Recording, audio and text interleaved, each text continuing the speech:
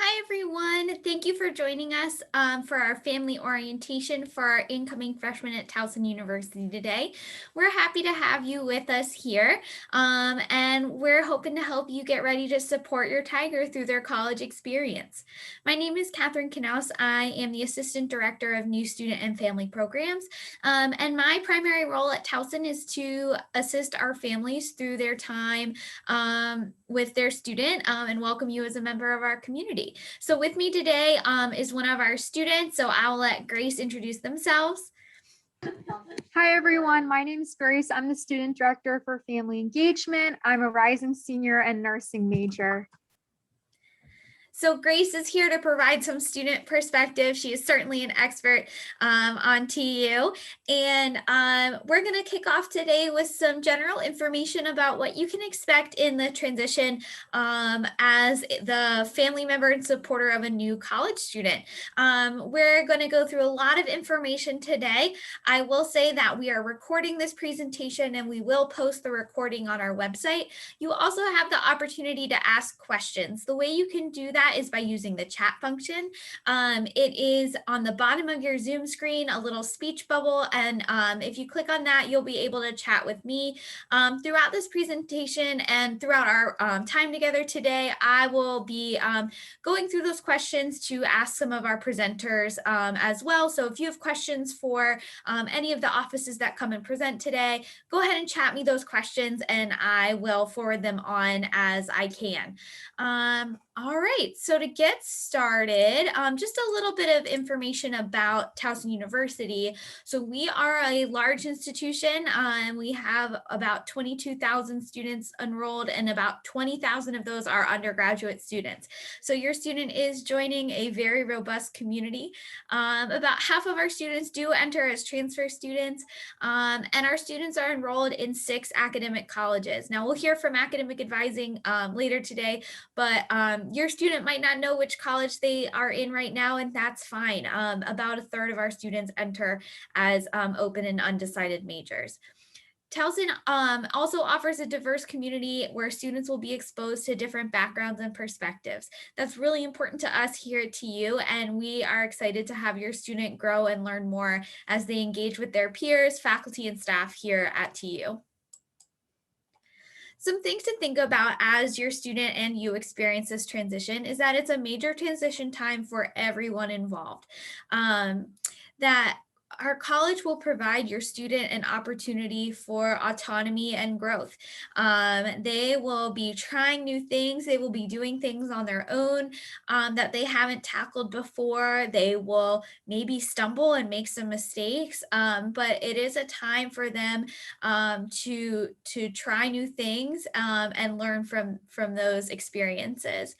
We also want to acknowledge that as a family, you provide critical support and you contribute to your students' success. So we know through data, through the literature, that students who have an engaged support system like their family do better academically and socially in college. And so we appreciate your support for your student as they navigate the waters of college. And we want to make sure that you know that everyone is asking for help. So you're certainly not alone. We are happy to do the best we can to answer your questions and make sure you feel confident that your student made the right choice in coming to TU. We want you to not be afraid or embarrassed to ask for help and ask questions. That's what we're here for, and that's what we love to do. We love to help you out. Some things to think about when you're engaging in this transition is talking about expectations early on. A theme of this presentation will be communication. We hope that by talking about those expectations, we can minimize conflict in a lot of areas for our students, whether that's with you all as their families, encouraging them to communicate with their new roommates, with their friends here at college. Communication is key. And so that's why we suggest that you discuss expectations with your student. And that should be a two-way conversation where students can also express what they expect and what they hope for from you. And that way you can navigate any discrepancies between how you'd like to navigate this transition prior to the stress of actually moving them on campus. Encouraging your student to get help when they need it. That is something that I think students grow into as they experience college, and that is really helpful for you to keep in the back of your mind as they navigate their first year here at TU. That students sometimes don't seek help until it's too late, and you as a family member might be able to encourage them to seek some of that help while there's still ample opportunity for it to be beneficial. I'm thinking of things like the tutoring center. It's always best if your student is struggling for them to seek out the tutoring center before they fail an exam. Now, certainly if they did fail an exam, there are resources to help them there too. But you as a supporter might be able to better see that that early intervention could be more helpful for your student. It's okay to make mistakes and it's okay for things to go wrong. I always like to remind families that there are very, very few mistakes that are unrecoverable that your student will make.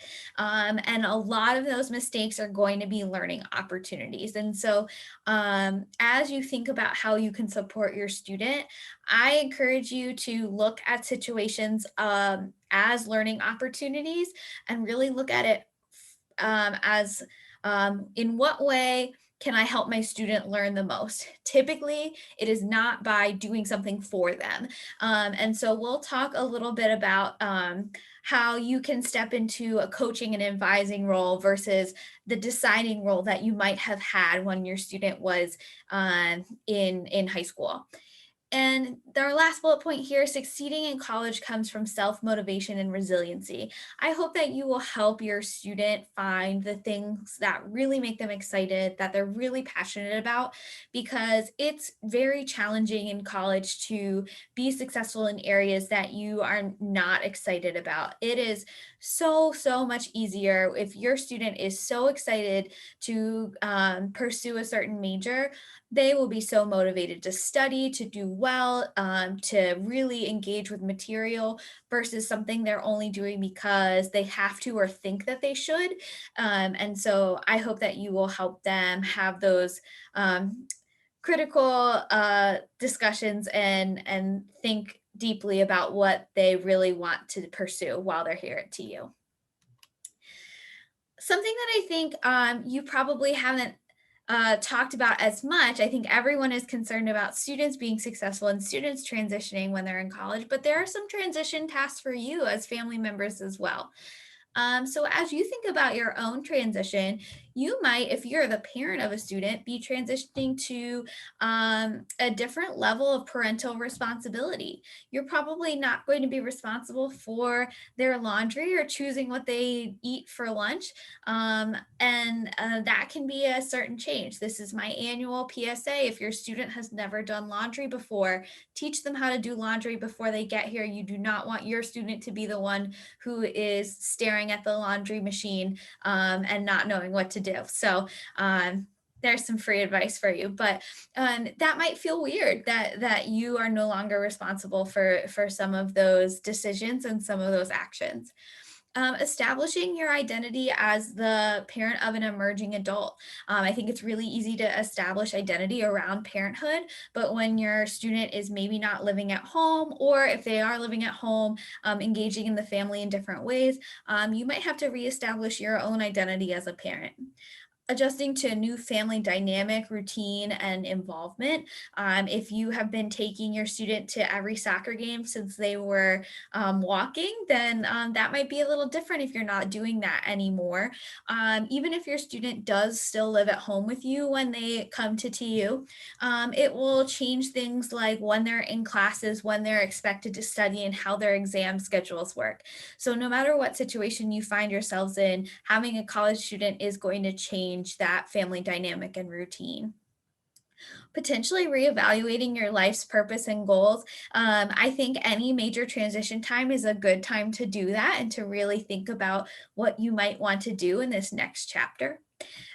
Coping with changing social relationships. I think this one is really important if your social relationships hinged around your student, which in many families they do. You would not be alone in that, where your friends might be your students' friends, parents, or family. And that might change a little bit if, again, you're not seeing them on the soccer sideline every weekend anymore.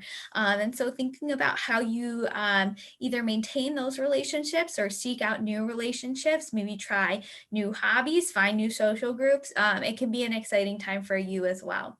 And then managing emotions in relation to students' emerging independence. And it can feel very stressful for families when their student might not need them anymore, or not. They definitely still need you, but not need you in the same ways. And so managing your emotions in relation to that is super important for your student. And I'll tell you why. Because students who feel like they need to manage that for their families experience a level of stress where they aren't maybe necessarily focused on the things that they should be focusing on if they're helping you manage your transition as well. And so if you can really be thoughtful about how you rely on your student for that while they transition to college, that can really help your student. One thing that we also like to put out in front of families of new college students is the appreciative inquiry model. And this model allows us to use things that are going well for your student and talk about how that could influence their path into the future. And so the way that it works is it's in a cycle, like I mentioned, and the first step is discover. And so that's going to be your intro conversation with your student about what's going well. So what classes are they liking? What extracurricular activity did they join that might be new for them? What do they love doing here at TU? And focus on what is going well.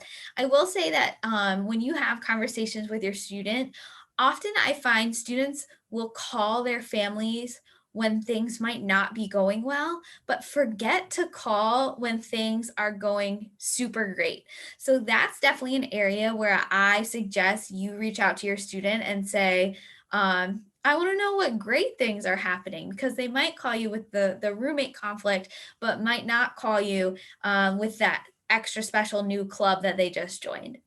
The next step in this model is dreaming. So, creating a vision of the future that can look like the ideal picture for your student. And it doesn't have to be quite so realistic at this point. Anything goes, but just help them brainstorm different ways their interests and passions could take them.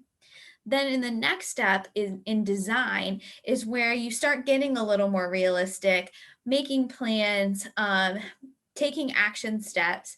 And I think that's where families in particular are very helpful. I think students are fantastic at dreaming, but might not have as much real life experience to know how to design that into an actual plan.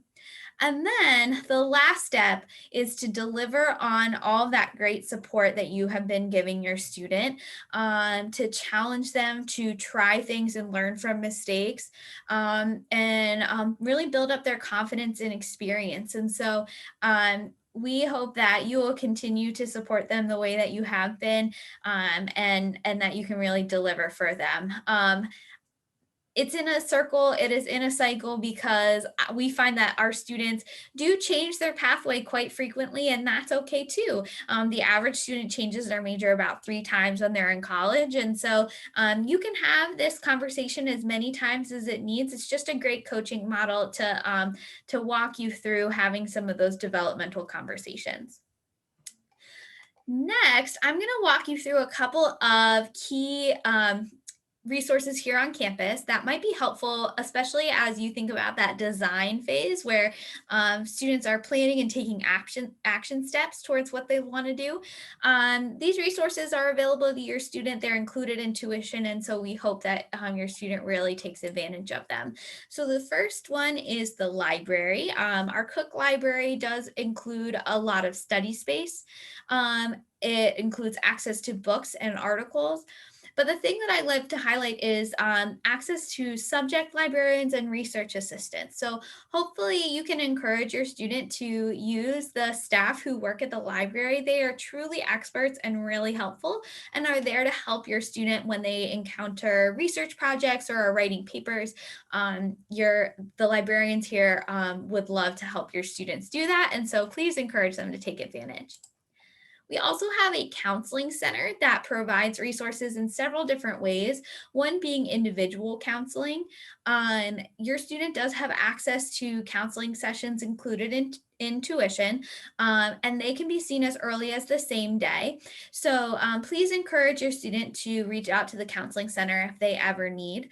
The counseling center also provides group counseling, which is focused on different topics where they can talk to other students who might be experiencing the same thing. A meditation room where students enjoy just relaxing and letting go of some stress, and peer education. So the counseling center does employ some peer educators who can talk to your student about issues they might be facing. I also love to point out that the counseling center is not just for when things are going tremendously wrong for your student. Everyone can benefit from counseling, and so I hope that you would encourage your student to take advantage of that.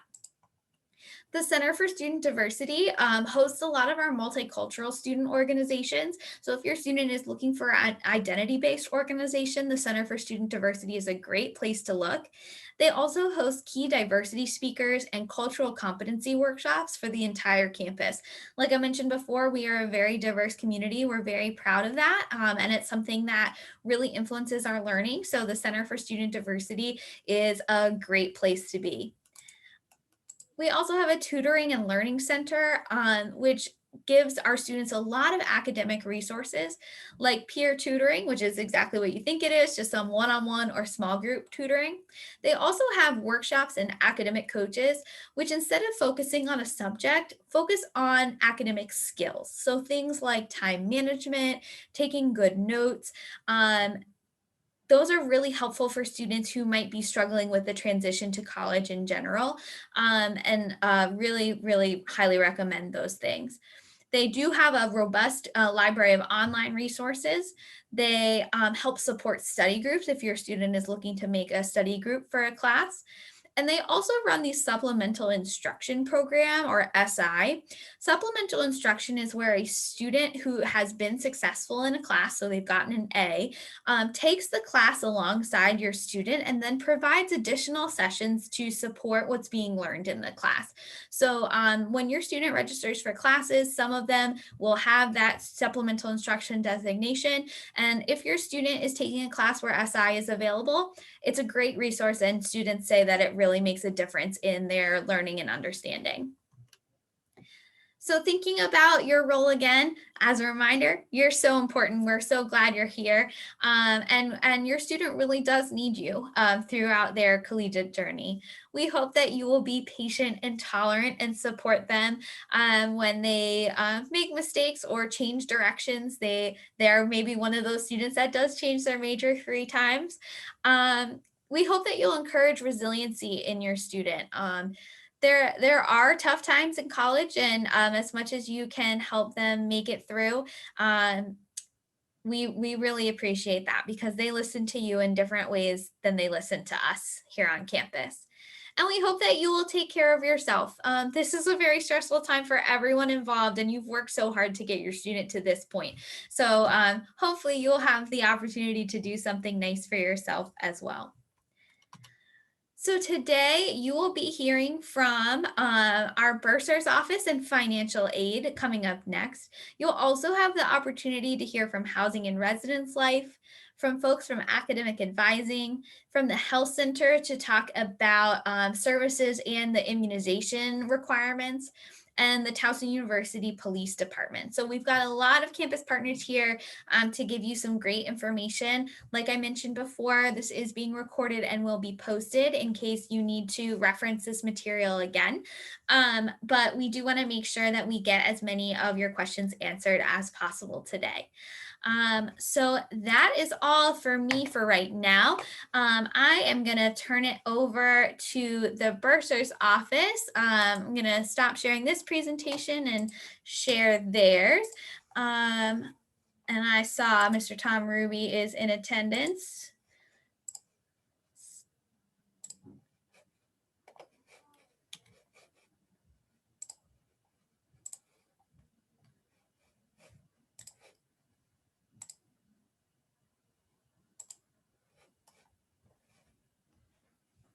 All right, so Tom, it is all yours.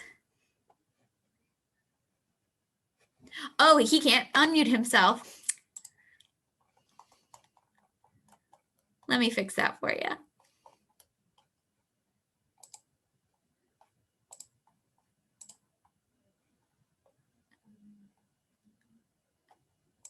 All right, there you go.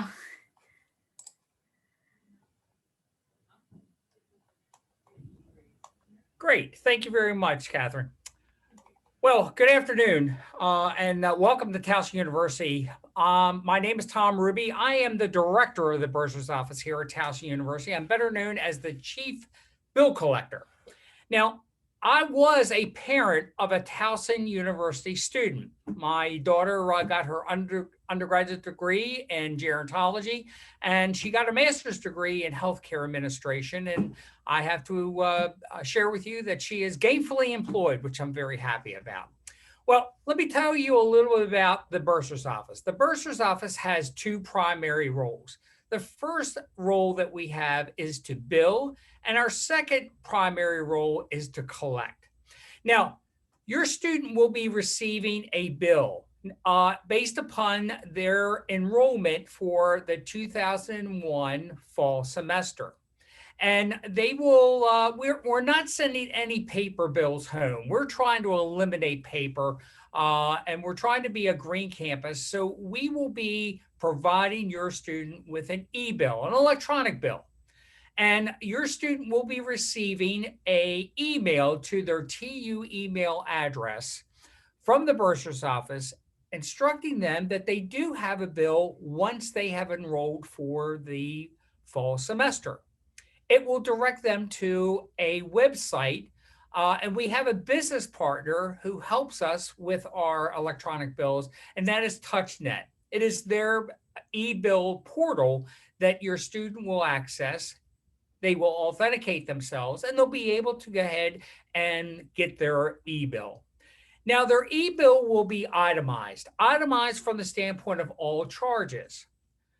Itemized from the standpoint of tuition, all of the mandatory fees such as athletic, auxiliary, technology, SGA.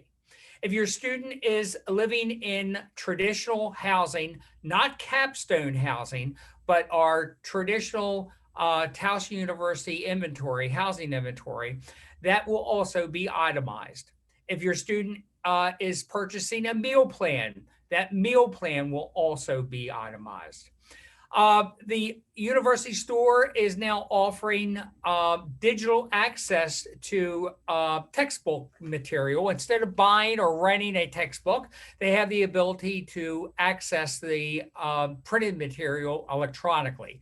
There is a digital access fee that would be itemized on the account for each one of the books that are available that way. A parking permit would be itemized.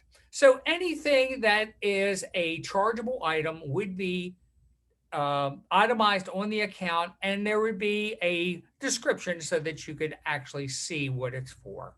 Now, as it relates to any payments, they will likewise be itemized. If there is a check payment, it will be identified as a check payment. If it is federal loans, it will be identified as a federal loan. If it is a private scholarship, it will be identified as a private scholarship. If it is a third-party payment, it will be identified as a third-party payment. So all of that will be itemized on the bill. It'll be very easy to follow. Now, here at Towson University, to confirm the class schedule, we expect the bill to be paid in full. That's how we do business here at the university. So we are looking for the bill to be paid in full. Now, after that initial bill is paid, if there are any new charges that come onto the student's account, maybe they have elected later to buy a meal plan after the initial bill has been submitted and paid for, That itemized item would be identified on a monthly statement. Again, your student would be receiving an email. It would direct them to the TouchNet ebill portal. They would authenticate themselves and they would pick up their monthly statement. And that monthly statement will always be itemized as it relates to any new charges. So here at Towson, for registration purposes, if a student has an account balance more than $250 and they want to register for the next semester, their registration privileges will be suspended until the account balance is paid down to $250 or paid in full. That's how we do business here. So if I could have the next slide, please. Now, your student's bill, based upon their registration during the month of July and August, will be September 8th. Our continuing students, their bill is actually due on August 3rd, but we always give new incoming freshmen and transfer students some additional time because we understand that you need to work some things out from the standpoint of financial aid or other means of how you're going to pay the bill. So we always give a little extra time for that first fall semester, and the due date will be September 8th.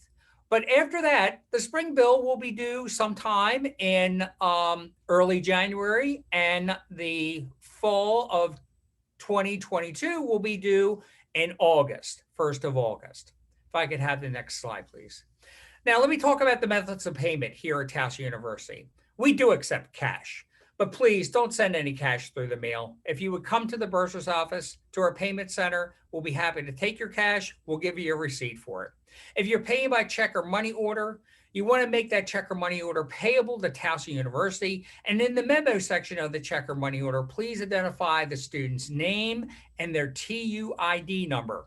That will help us to make sure that we're posting that check or money order payment correctly to the right account. Now, here at Towson, we are finding that many of our students and parents are taking advantage of an electronic payment, an ACH or an e-check. We utilize TouchNet also as a payment portal. And it is very easy to utilize from the standpoint of making an ACH or e-check payment. You would be identifying the bank routing number, the account number that you would be utilizing, and the dollar amount that you want to pay. It is an electronic process, and that payment would be posted directly onto the student's account. Now, there is no fee. I repeat, there is no fee for an ACH e-check payment. Now, we do accept wire transfers, and let me explain to you what a wire transfer is. Maybe a bank or a credit union or another lending institution want to make the payment in your behalf or for your students' cost of education for the fall semester by wire, an electronic wire that they are going to initiate. We do accept wire transfers. However, there is some information that you need to provide them so that that wire transfer is successful and the payment is posted to the correct account. All that information is on the bursar's website. You would come to the bursar's website, find the information about a wire transfer, and collect that information and share that with the bank, the credit union, or the lending institution that will be making the wire transfer. Third-party payments. We do accept third-party payments, and let me give you a couple examples of what I mean by a third-party payment. Maybe your employer is covering some or maybe even all of your students' cost of education. That's a third-party payment. Maybe your student is receiving VA benefits as it relates to the cost of their education here at Towson. VA benefits would be a third-party payment. Maybe you are a member of Maryland Prepaid College Trust 529 or another state's 529 college payment program. That is a third-party payment program also, and we would accept that third-party payment. Now, this is what we need you to do. If you are receiving any type of third-party payment, we need you to contact the bursar's office and let us know about that third-party payment. That way we can put a notation on your student's account that there's a third-party payment coming. Maybe we may have to help you from the standpoint of facilitating that third-party payment by providing an invoice to that party. And we're happy to do that. Now, if you are a member of Maryland Prepaid College Trust or another state's prepaid college trust, what you're going to need to do is this. They usually have an authorization payment form that you would get off of their website. You're going to get the authorization form. You're going to marry up a copy of the ebill with that authorization, and you're going to submit that to the prepaid college trust. Now, you want to identify to have the payment made directly to Towson University. That is the most expeditious way for that third-party payment to be made back to the university.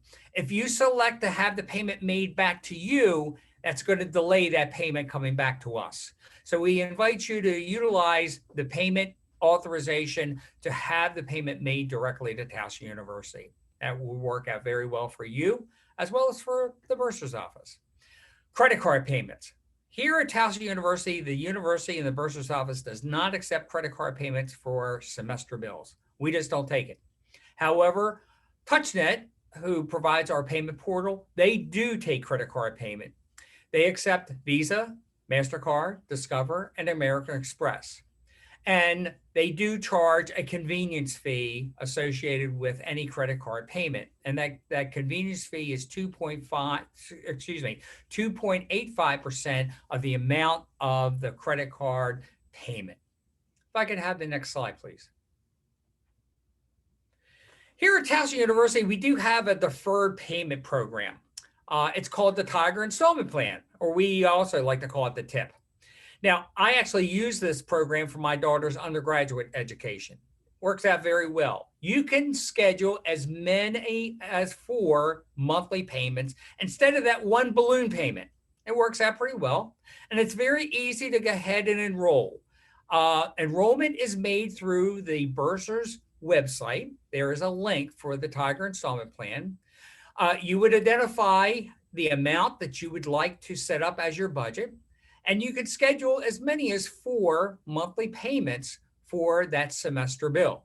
There is a small enrollment fee, and the payment would be dispersed from either a checking account or a credit card on the 10th of each month that is set up for the Tiger Installment Plan. It works out very well.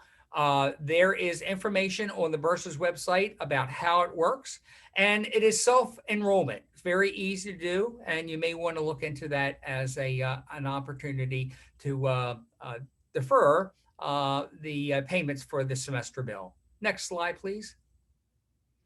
Now, there is a federal regulation. It's the Family Educational Rights and Privacy Act. We also know that as FERPA. Now, that act provides the privacy of the student. And what I mean by that is that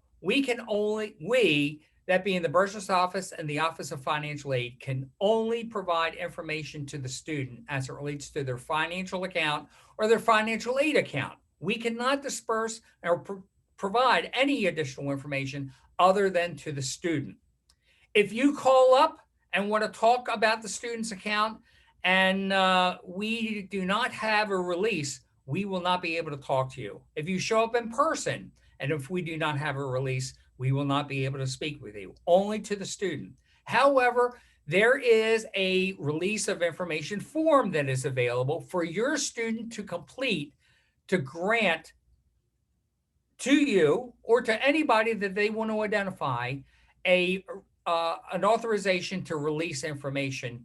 And that is done through the completion of the release of information form, which is on the Towson University Online Services account. So your student would need to do that. And we really encourage all students, and you want to encourage your student to go ahead and do that, so that if you have any questions about the financial account or their financial aid account, we can verify who we're speaking with.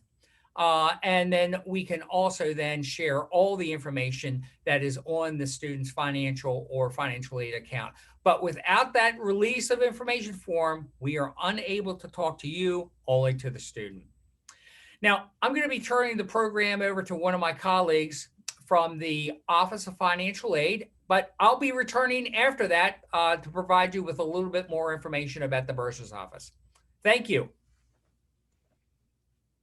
Hi, good afternoon. My name is Sarah Tabesh, and I'm a financial aid advisor in the financial aid office. And I'm just going to go through a few slides to give you like a general overview of the financial aid process here at Towson so you can start to become a little more familiar with it for yourself and your students. So to begin with, the very first thing to do if you would like to consider being offered financial aid is to complete the 21-22 free application for federal student aid, and that is called a FAFSA. It's not too late. You can go ahead and complete a FAFSA at this time for the upcoming school year if you have not done so already. And through that federal FAFSA form, we're able to then determine if you're eligible for any things like federal grants from the government, and any student that completes a FAFSA will be offered what are called student loans, Stafford loans from the Department of Education in their name. So that's another option that would be offered to you when completing a FAFSA. And then any parents that might be interested in applying for a Parent Plus loan, we still have to have the FAFSA on file. So that is basically the first step in your financial aid process is to complete the FAFSA. And also when you're completing it, you'll be able to add Towson University and it will be electronically sent to us. Many students, when they complete the FAFSA, are selected for a process called verification through our office. If you are selected for verification, you'll get notified in your email and your TU Student Center. And this does not mean that you've done anything wrong in your FAFSA. Basically, the Department of Ed selects a percentage of students for us to verify everything they put in the FAFSA by collecting the actual tax documents and some additional documents that you fill out through our office. So if you are selected for this verification process, please submit everything to us as soon as you can, because although we can offer you a financial aid package, we can't finalize it and get the money to your student bill until this verification is completed. So if you are selected for this process, please get the documents to us as soon as possible. Like I mentioned before, when you complete a FAFSA, you will be offered student loans from the government. They're called Stafford Loans, and there's two types of Stafford loans that you could potentially see in an award package. The first type is called a subsidized loan, and the second type is called an unsubsidized loan. The main difference to know between these two types of loans is that the subsidized loan, while you're in school, no interest accrues. So some of our students choose to utilize this portion of their loan first if they were offered it. You will also be able to accept and decline the loans or that we've offered you through your TU Online Service Center. If you don't want to utilize the loans, that's perfectly fine. You can decline the offers and we'll remove it for you. If you do want to utilize the loans, the very first time you use student loans, the Stafford loans from the FAFSA, you will have to complete two additional steps online called a master promissory note, which is basically signing with the Department of Ed saying, yes, you really want this loan. And then entrance counseling online, which is where you'll learn all about what the Stafford loans are, how you repay them. And then at the end, you'll take a short quiz about it, and then you'll be finished with the entrance counseling. And as I mentioned before, these only have to be done the first time you take student loans. Another type of loan I want to mention that some of our families decide to utilize is called a Parent Plus loan. These are loans in one parent's name, and you would apply through the Department of Education and they run a credit check. If the parents approve for the loan, you can utilize the funds towards the student bill. There are a couple options. If the loan is denied based on credit, the parent's able to appeal that decision with Department of Ed. They can also get an endorser. The parent themselves can get an endorser, or the student can request a special circumstance student loan because their parent was denied for the plus loan. And like I said, these are called Parent Plus loans. Another type of loans that some of our students utilize are called private or alternative student loans. These are the loans that come from outside lending institutions or banks or credit unions. We have many families utilize these type of loans, and because of different companies and people's credit history, the terms and interest rates of these loans can vary greatly. So we always encourage people to make sure that they're reading and comparing these types of loans before they choose to submit an application for this type of loan. And for paying your bill, our loan priority deadline in general is June 1st. Obviously, if you're a freshman or a new student, your bill due date is a little later, and we understand that this is the first time you're trying to apply for loans and get everything sorted out. But moving forward, just so you kind of are familiar with the process, we need all loan applications by June 1st to make sure they're ready and set up for you for your fall bill. Any financial aid that you have and is finalized will disperse to your student account on August 20th. So don't look for it before then. It will not actually deduct from your student bill until the 20th. Any excess financial aid that you have over the cost of your bill will be generated in what's called a rebate check. And one last thing to mention, if it is your first time going through the financial aid process and say the bill due date is coming up and you just submit your FAFSA a few days before, please be mindful that you might have to make alternative arrangements to get that bill paid for the first time while we set everything up for you. If you're very late in the application process, we definitely can still do it, but be mindful that sometimes people might need to make an alternate arrangement for their first bill due date. And I will hand it back over to Mr. Ruby at this point in the bursar's office. Okay, thank you, Sarah. No problem. As Sarah had mentioned, if there is surplus financial aid after the semester bill has been paid, there will be what is called a financial aid rebate that will be made to the student. It is the student's account, so we make all financial aid rebate payments back to the student. There is also the possibility of a general refund. Let me give you an example of what I mean by a general refund. Maybe your student has selected a meal plan with your input, and that meal plan that they've selected was a 19 meal plan, meaning 19 meals for the week. And after they've been here for the first week, they realize that, gee, that's a lot of meals, and they're very active and they're missing some of the meals, and they feel that maybe they ought to have their meal plan adjusted. So with input from you, you all decide that you want to change the meal plan from 19 down to 14. So that change is made, and as a result of that change, there is a credit bounce on the student's account. And that meal plan was paid out of pocket. That would result in what I call a general refund. Now, both our financial aid rebates and general refunds are made through the Disbursement Online Center, and we utilize another business partner, which is Bank Mobile. They handle all the financial aid rebate and refunds on behalf of the university. Now, this is what your student needs to do. They need to select how they want to receive their financial aid rebate or their refund. And there are three options. The first option is an electronic fund transfer to a checking account or savings account that the student selects.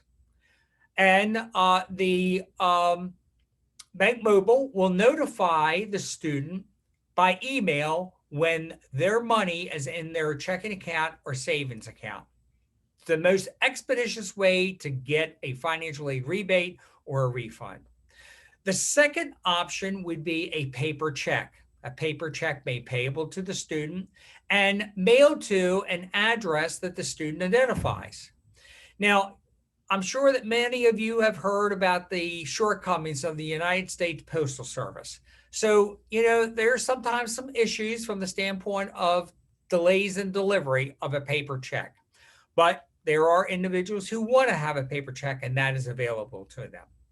The third option is actually the default. If the student selects nothing and they have a financial aid rebate or a refund available, it will be made by a paper check made payable to the student and mailed to the address that is in the student information system. Again, with the United States Postal Service and some of the issues that they're having, a paper check, that could be a delay in getting that money. So I strongly invite the student to sign up for the electronic fund transfer method because it is the most expeditious way to get their funds. Now, this is a tip for you parents. Some of these financial aid rebates and possibly a refund are some significant amounts of money. I would suggest that you may want to open a checking account or a savings account jointly with your student. That way you'll be able to help them manage these funds. Here at Towson University, we have PNC Bank. They actually have a brick and mortar facility in our student union. In our West Village, there is a satellite state employee credit union facility. There are multiple banks that surround this campus. So, you may want to look into setting up a joint checking account or savings account with your student to help them manage these funds that will be available to them. If I could have the next slide, please.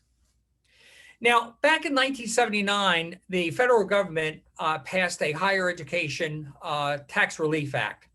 And the IRS requires all colleges and universities to provide all eligible students who have had out-of-pocket payments, and I want to emphasize the phrase out-of-pocket payments, to receive a 1098 tax credit form. And we are obligated by regulation of the IRS to have that tax form available by the 31st of January of the tax year. And we always hit that target. Now, we also have the 1098T tax form as an electronic form. And as I had mentioned earlier, we're trying to be a green campus. We're trying to eliminate paper. And we have provided this tax form electronically to the student. And the only downside of that is that the IRS has mandated that the student has to select that method to receive their 1098T tax form.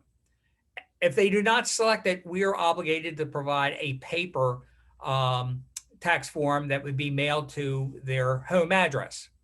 So we asked you to have your student go ahead and sign up for the electronic version. There is a link on the bursar's website where they can go ahead and do that. Now, normally the electronic version of the 1098T tax form is available about 2 weeks ahead of schedule. Your student would receive an email from the bursar's office telling them that the 1098T is available and directing them where they can pick it up. Now, when my daughter was an undergrad here, I couldn't wait to get my hands on that tax form because I wanted to go ahead and utilize it on my tax return since she was my financial dependent. I would invite you to ask your student to go ahead and sign up for the electronic form. That will help the university, but also help you from the standpoint of having that tax form much earlier than January 31st of that tax year. Okay, if I could go to the next slide, please. So here's some action items. First of all, make sure that your student is looking at their financial aid to-do list and making sure that all outstanding items are being completed. Because if your student's to-do list is not complete, the aid will not disperse onto their financial account. So they need to follow up and keep track of what's going on their financial aid to-do list. Again, as Sarah mentioned, complete any loan applications as soon as possible. That will only help you, your student, as well as the Office of Financial Aid. Now, you know that your bill date for the fall semester is September 8th. And again, as I outlined here at the university, we confirm class schedules based upon payment in full of the semester bill. Now, we also want to make sure that any monthly statements are paid also and paid on time. If there is a outstanding balance when the student is ready to register for the next semester, if there is a balance more than $250, registration privileges will be suspended until it is paid down to $250 or paid in full, whatever. Now, have your student complete the release of information. So if you call the bursar's office or the Office of Financial Aid and want to talk about the financial account or their financial aid account, with that release of information, we'll be able to speak with you. We'll be able to verify who we're speaking with. And that is the only way that we will be able to do it to comply with FERPA. Now, when my daughter was a freshman here, she got the email from the bursar's office directing her to TouchNet, to the ebill portal. She authenticated herself and she got her bill. Did she give it to me? Absolutely not. A couple of days before the bill was due, one of my bursar associates said, "Hey, Tom, your daughter's bill hasn't been paid." I'm the director of the bursar's office. I was quite embarrassed. Well, of course, I paid the bill immediately. And I said to myself, I cannot let this happen to me again. I can't rely on my daughter to make sure that I get that bill in a timely fashion. So we have set up a program whereby the student can designate their parent or any other party who would be responsible for the bill to be an authorized user of their ebill. And only the student can set you up for that. There are instructions on the bursar's website that the student can go ahead and authorize you as an authorized user of their ebill. You, as well as your student, will get the email from the bursar's office letting you know that there is a semester bill or a monthly statement available. You'll be able to access and view the financial account, but only if your student sets you up as a authorized user of their ebill. I would strongly suggest that you want to have your student do that for you. Now, as it relates to financial aid rebates or a refund, have your student go to the Disbursement Online Center and select how they want to receive a financial aid rebate or a refund. Again, the most expeditious way to get that would be an electronic fund transfer to a checking account or savings account. And also, as I mentioned earlier, think about setting up a joint checking or savings account with your student to help them manage those funds. And then finally, please have your student sign up for the electronic version of the 1098-T tax credit form. That will certainly help you as well as help the university as it relates to providing that tax form. Next slide, please. Now, the bursar's office and the Office of Financial Aid is located in the Enrollment Services building. It is the only building on our campus that looks like a World War II bunker. You can't miss it. And we're both located on the 3rd floor of the Enrollment Services building. Next slide, please. Now, here's all of our contact information. Now, if you have questions as it relates to financial aid or the bursar's office as it relates to the financial account, we invite you to utilize our website. We have frequently asked questions on our website. You may find your answer right there. And if you don't, please feel free to contact the bursar's office or financial aid. We do have staff who will take your phone call, answer your question. And if you would rather send us an email, you can certainly email us and we'll be more than happy to respond to any email. But we do ask you to allow us 24 hours to provide a response. Next slide, please. Now, I want to thank you very much for your attention today. And on behalf of Sarah, we want to welcome you as well as your student to Towson University. You and your student will have a great experience here at Towson. My daughter, Shelby, got a great education here, and I know that your student will also, and thank you very much. Thank you, Tom. You gave us a ton of great information. I think we covered most of the questions that have been asked. We have one question that I'd like to pose to you. So a family member has questions about certain items on the bill and is looking for explanations of what fees cover. So for example, the overload fee, athletic fee, or student government fee. Is there a place to find out what each of those covers and if they can opt out of the fees? the technology, SGA, auxiliary, and athletic fee are all mandatory fees. There is no opt-out.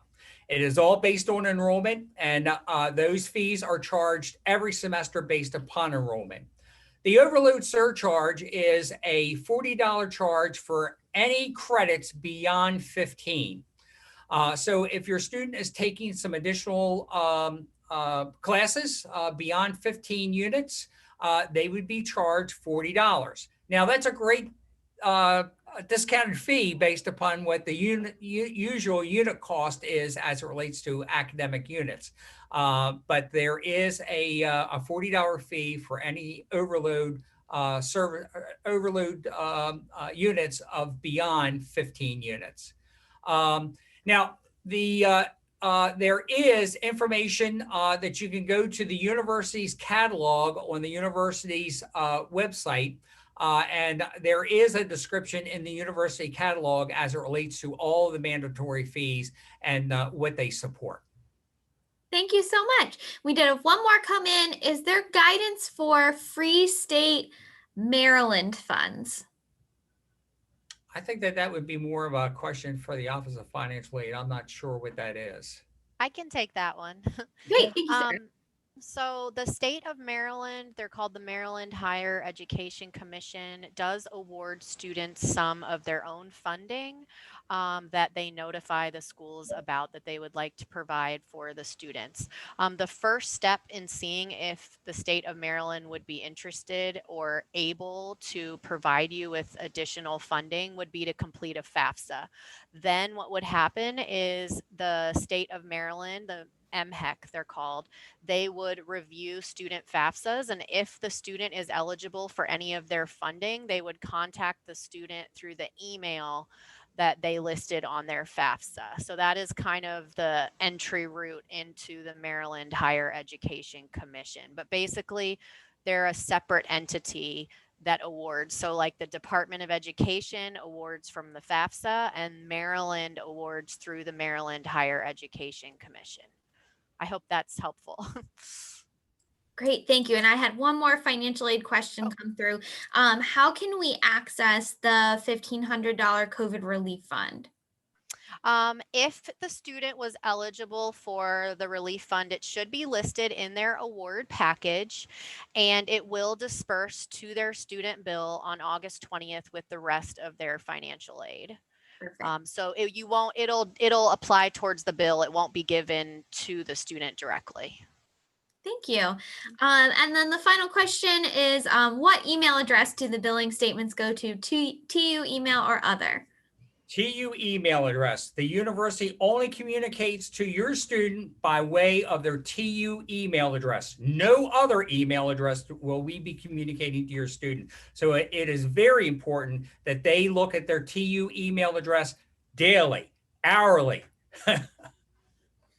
And that is a great statement to make across the board for everyone, including our next presenter from Housing and Residence Life, I'm sure. So thank you, Tom and Sarah. I really appreciate your time. And I am going to turn it right over to Katie Cordwell from Housing and Residence Life. Hi, everyone. Thanks for being here today. I'm just going to share my screen so that you can see my presentation.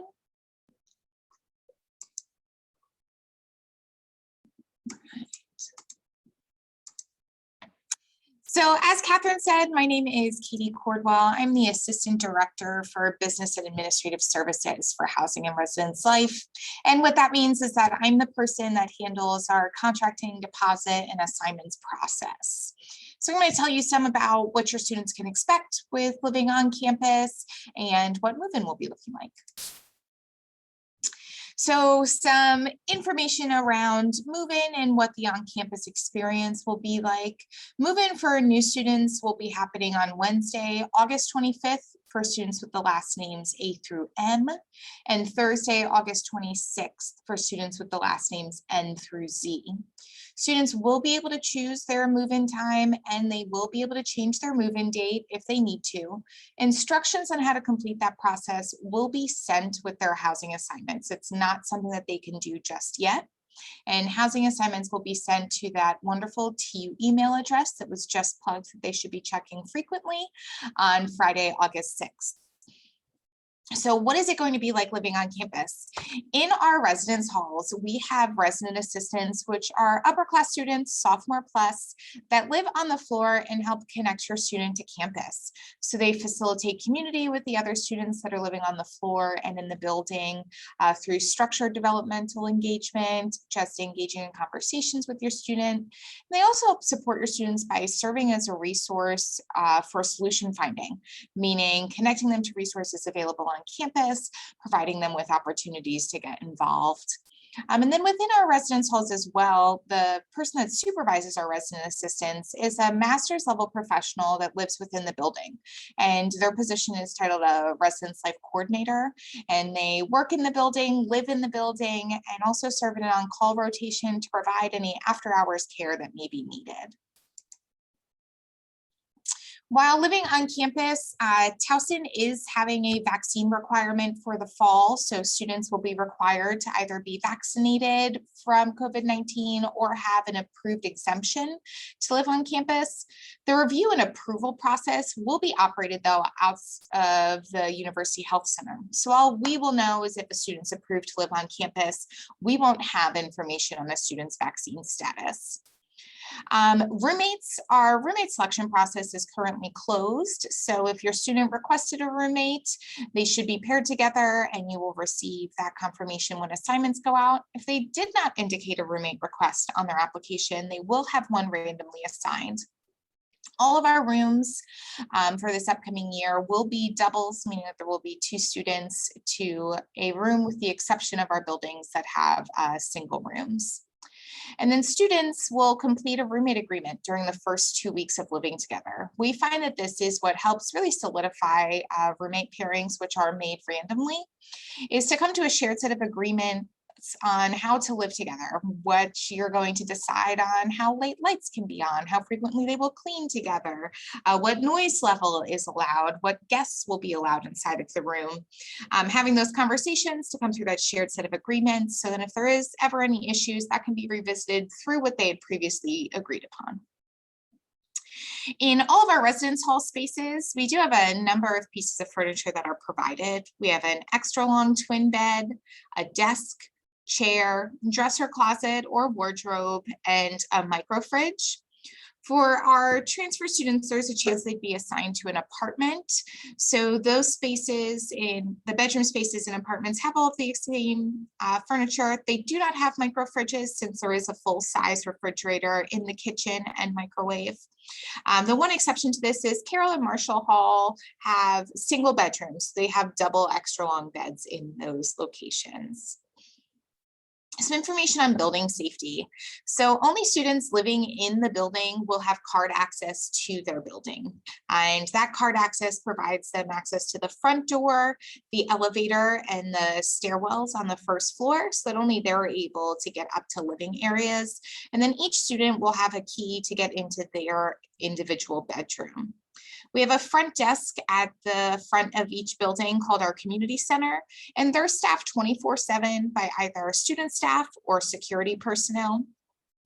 And then anytime we have a guest, they are required to be signed in and provide photo ID. This would include parents on any day other than move-in day. Packing for college. What we want to make sure your student brings and what they should not be bringing. So we want to make sure that they bring bedding and bath towels, any kitchen supplies that they may need, such as plates, cups, a single cup coffee maker, electronics like an alarm clock. Our cable that's provided on campus is Comcast streaming. So they will be using a TV and not a computer. They will need a streaming device, whether that's a smart TV, a Roku, a Fire Stick, to be able to connect that.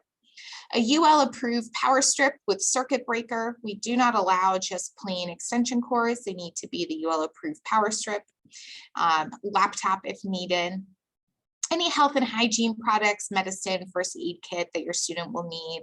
Laundry and cleaning. There is a laundry room in all of our residence halls where students can pay to have pay per load for their laundry. It is $1.25 for a wash and $1.25 for a dry, for a total of $2.50 for one full load. Then any school supplies that might be needed. Things we want to make sure that are left at home: any weapons, candles and incense, cooking appliances with exposed heating elements, extension cords, microwave and refrigerator. We only allow the ones that we provide in spaces. Cinder blocks or bed raisers. Our beds actually raise quite high, and you can submit a work order to have them raised by one of our facility staff members. And no pets except for fish, and fish tanks cannot be bigger than 10 gallons and may not have electrical equipment. If your student has a need for an emotional support animal, they can go through the registration process for that through Accessibility and Disability Services. And then their office works with us for that final approval. While the university will be requiring the COVID-19 vaccine, we will still have isolation and quarantine space available on campus if it's needed. So that's designated space in one of our residence halls for isolation and quarantine. All of those spaces will be single occupancy, and students will remain there during the duration of our isolation and quarantine. Meals will be arranged in collaboration with our dining services staff. And then as far as support of what your student would receive while in that location, the University Health Center will do outreach at the beginning, and then residence life staff will always be available. So some important dates that we want to keep in our minds as we're moving forward. Room assignments will be sent to the student's TU email address on August 6th. Move-in dates for our incoming students is August 25th and 26th. That way everyone is here and moved in to be able to participate in the Welcome to TU events. That is the continuation of their orientation, the 26th through the 29th, and then classes will begin on August 30th.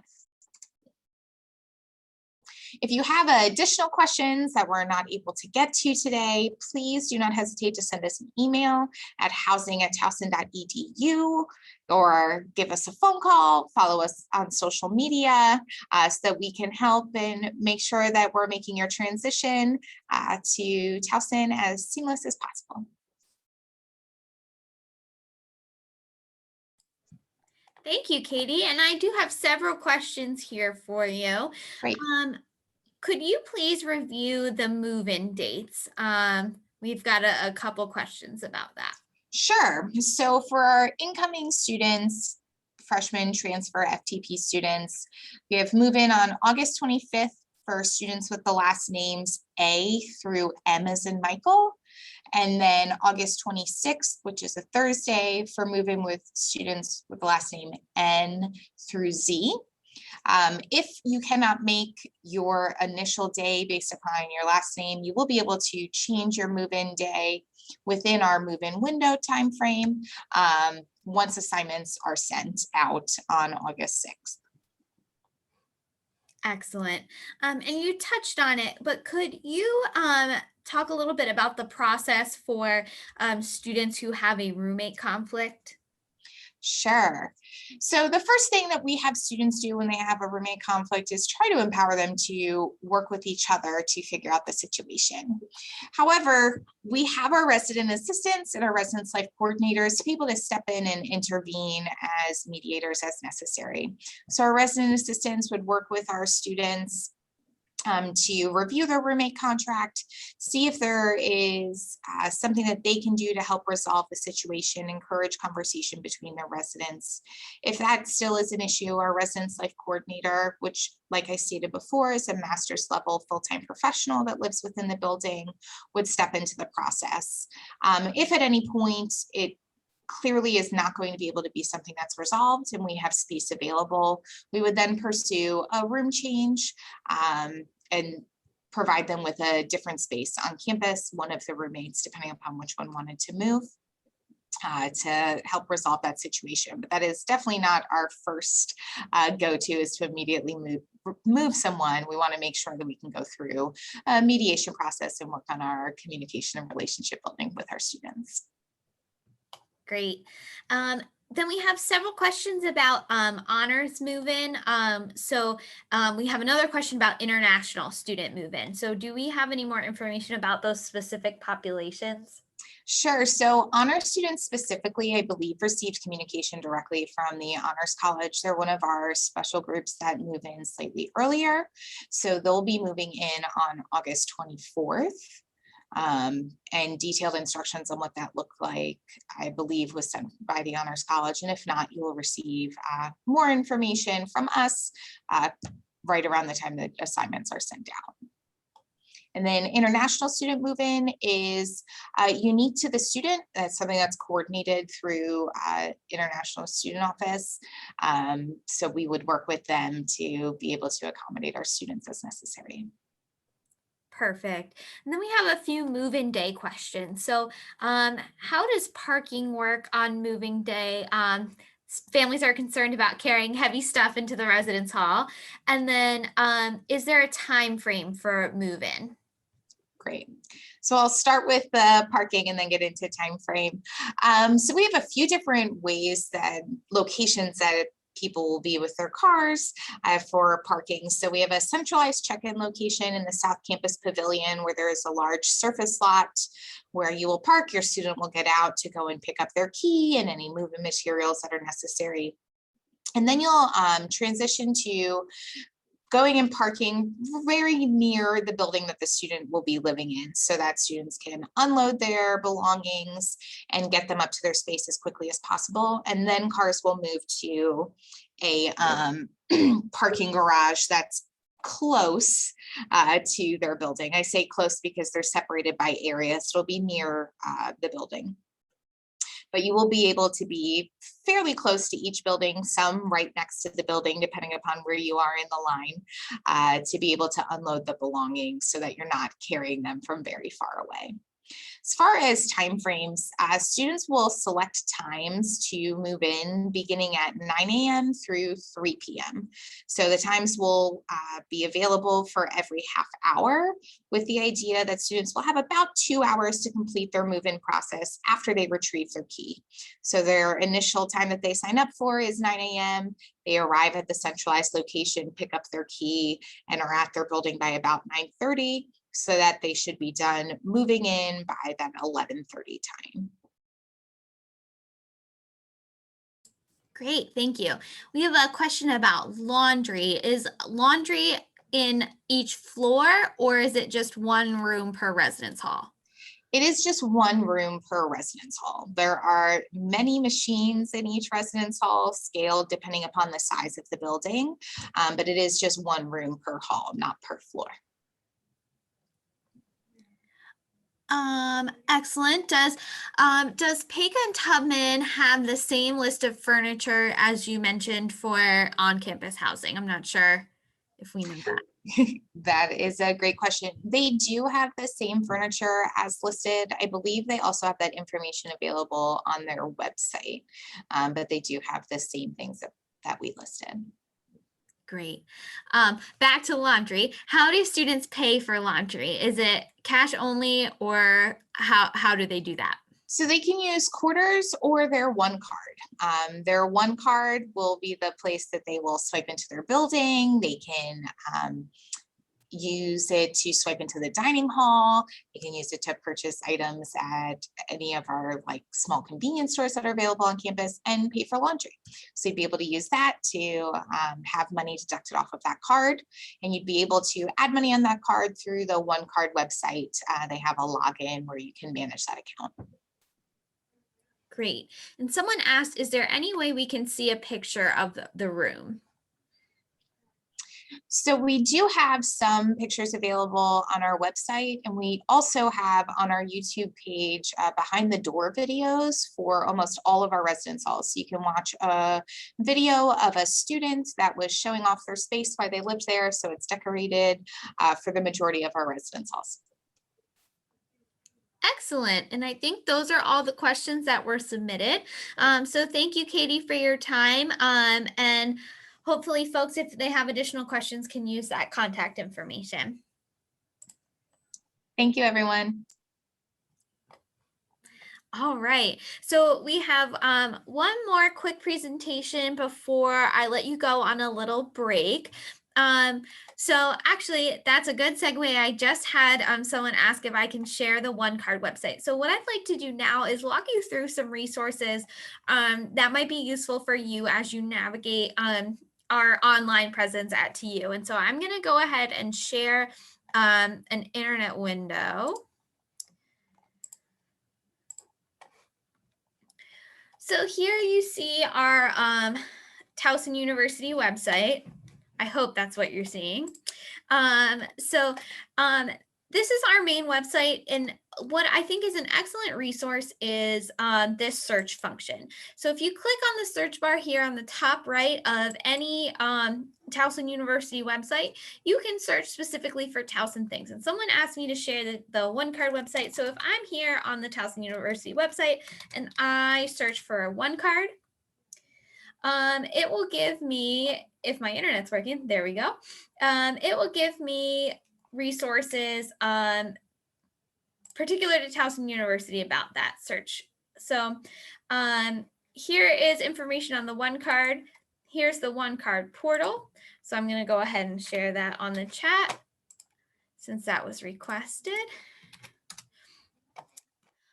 But in general, you can do that with almost anything here at TU. So you can use this search to look up housing, and then you would be able to navigate right to the housing website. That is the easiest and quickest way to find information here on our website, is using that search function. So that was the first thing I wanted to point out. I also wanted to point out the families website, and the way you can get here to this family hub is by either using this parents drop-down menu here, or you can go to towson.edu/families, and that will take you right to this main page. There's a couple pieces of important information contained here, and the first one that I want to really encourage you to take advantage of is this family communications website. And so it's called TU for Families. If you hit this button, it will take you to the TU for Families sign up. I'm already signed in here. And so this is what this page looks like. It's basically like a Facebook news feed of information and notes about things that are going on here at TU, as well as information generally about college life. It will always have a calendar of events. You can sign up to indicate different communities you're interested in. You would automatically be signed up for Towson News and Parent and Family News, but maybe you want to be tagged in anything that has a diversity theme, or you're looking for student support resources. You can join any communities you want. And then this service, the TU for Families website, also serves as our family e-newsletter. And so what will happen is when you register for an account, you'll also indicate how often you would like to receive the newsletter. And say you indicate every 2 weeks, that's the majority of our subscribers receive their email every 2 weeks. It will condense everything posted to this website in the last 2 weeks and send it directly to your email, so you don't have to worry about signing in to look at every single article posted here. It will also be the way that we send out important alerts and announcements. And that's really why I recommend that you sign up for this. Even if you decide that you don't want to get the email newsletter and you opt out of that function, it's really important that you register your email address here, because we use that email list when important things at the institution happen. Like, for example, when TU decided they needed to close last fall because of the coronavirus, this was the email list of families that we sent that notification to. And so if you don't sign up, we don't have your email as a part of that email list. And so it's really important that you register yourself for a TU for Families account. It is free for anyone. You don't need to authenticate yourself in any way. And so you can have as many family members or supporters of your student sign up for this service as you'd like. The other thing that I want to point out on this Families website We're going to scroll past orientation because you are here, but I do want to point out again that we host all the recordings of all of these presentations here. So if you need to come back and rewind and look at anything that's been talked about today, you can always look right here where now it says join the session, but once we're done, I'll start uploading this video. It should be up sometime next week. If you keep scrolling down here, you've got some resources as well. And so this is the pre-orientation module. You might have already clicked through it, but there is a guest login function so that you can join that and access the information that your student was required to go through prior to their virtual orientation. It's a great place to go back to similar to the recordings. If you forget something or need additional information, this is a good hub for information about a lot of the same people we're hearing from today, from academic advising, from bursar and financial aid, from campus safety. They all have sections here on the pre-orientation module. The other thing that I want to recommend is that you take a look at this Conversations for the Car Ride Home document. We talked a lot about transition earlier this afternoon, and this document really lines out some important discussion questions that you can work on with your student. It's called Conversations for the Car Ride Home because it was intended for our in-person orientation when you have a captive audience. If you drove with your student here to orientation and you have some uninterrupted time on the car ride home, but I recommend that you find and set aside some special time to go through. Again, communication is so important, and go through some of those important questions about your values and what matters to you and what you expect of your student when they come here to you. And then the last thing that I want to point out here on this website is the Towson Family Network. If you visit the Family Network website, you will be able to join the Family Network. It is a membership-based organization. Membership is $50, and it is only necessary once. You pay the one-time $50 fee, and your membership will be good as long as your student is an undergraduate here at TU. Your Family Network membership supports things like that TU for Families newsletter, and it also supports our students here on campus. We use any excess membership funds to support the Student Emergency and Food Insecurity Fund. That's really important to us because students who experience an emergency or don't have enough to eat might not be able to focus on their studies and make it to graduation. And so that's something that's meaningful to us, and we hope that you'll consider joining the Family Network, supporting your fellow family members, and supporting the students here at TU. We also have some benefits of joining the Family Network. So here you'll see that we do award several scholarships, and those applications are available only to students who have family who are members of the Family Network. We'll have to indicate that on the application. And then we also have a Family Network board. And so if you are interested in a leadership position, that is an opportunity that you can pursue if you join the Family Network as well. And the final thing that I want to do before we wrap up is that I'm going to switch my screen sharing. I'm going to start sharing this screen. I can.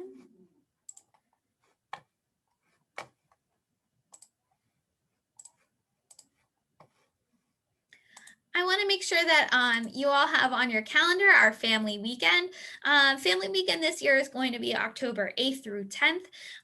We're very excited to have folks here in person on campus. We definitely missed our families last year. We think it will be a very big weekend with folks who weren't able to join us in person.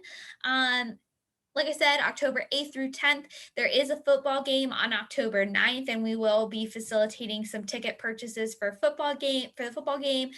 You're welcome to tailgate, but then we also have a lot of opportunities for you to hang out with your student, let them show you around TU and do some fun things. We typically host a crab feast. We're figuring out if we'll be able to do that this year. If you're from Maryland, you might have heard the news that crab is at a premium this year. And so we're figuring out if that's feasible for us, but we will have some kind of meal in association with the football game.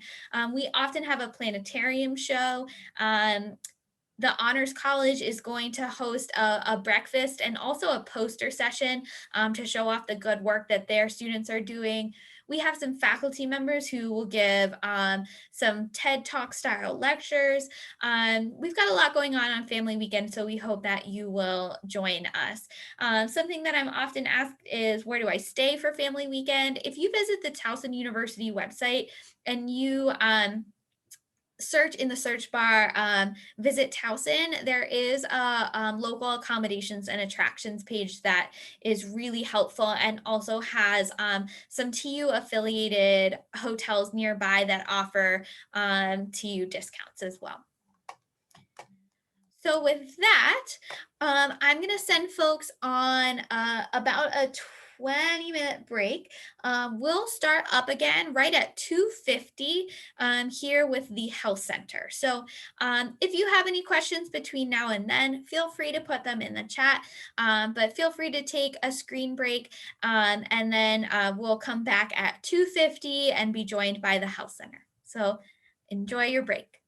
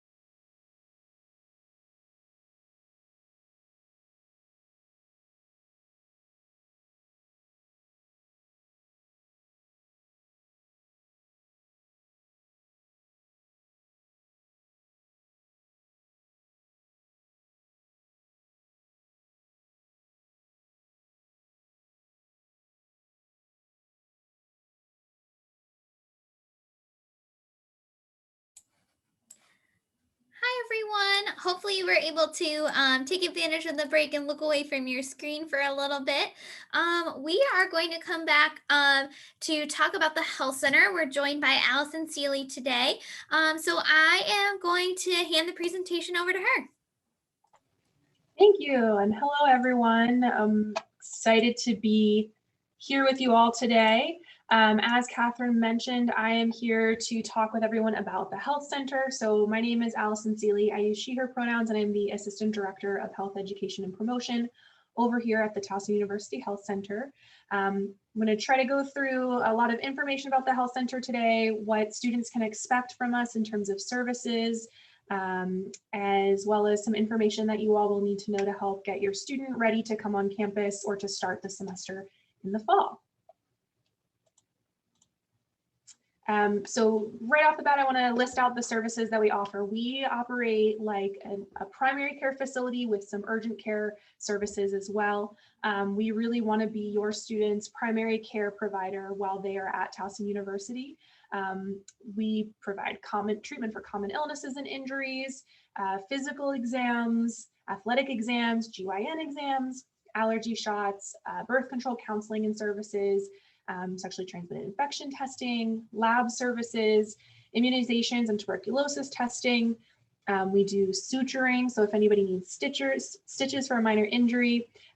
We have tobacco cessation services, nutrition services, a massage therapist on campus, which is always nice to know about. And then of course we've got health education, which is a lot of what I do, which includes hosting events, workshops, and just other opportunities to talk with students about how they can manage their own health and wellness as they are at Towson University. We have a wide range of providers. So we've got medical doctors, nurse practitioners, and physician assistants on staff. They're all excited to be at Towson University. They love it when students are on campus, and we are able to provide services to everyone who comes into our office. And for students who are interested in making appointments, our hours of operation are Monday through Friday, 8 a.m. to 5 p.m. After hours, we do have a nurse advice line. So if folks call that main line, they will be able to speak with a nurse about anything that's going on outside of typical business hours. For scheduling an appointment, that can be done online through the Tiger Health portal, so tigerhealth.towson.edu. We will go through some tips about the Tiger Health portal in just a little bit. We also accept phone calls for scheduling appointments, so calling that main line again, 410-704-2466. And then we do accept walk-in appointments on whenever we have availability in our schedule. So if students are feeling ill and they need to come into the health center for a more urgent need, we do have some space for walk-in appointments. The tip there is to just come in early to beat that rush, since 8 a.m. is early, I know, for a lot of folks. But especially when students are making appointments, that tends to be the easier time to walk in if you want to give that tip out to students. We are, our clinic does operate through insurance. So we accept most major insurance plans. We have a list of those plans on our website, but they include things like Aetna, Blue Cross Blue Shield, United Healthcare, medical assistance. There's a wide variety of insurances that we do accept. And again, they are listed on our website.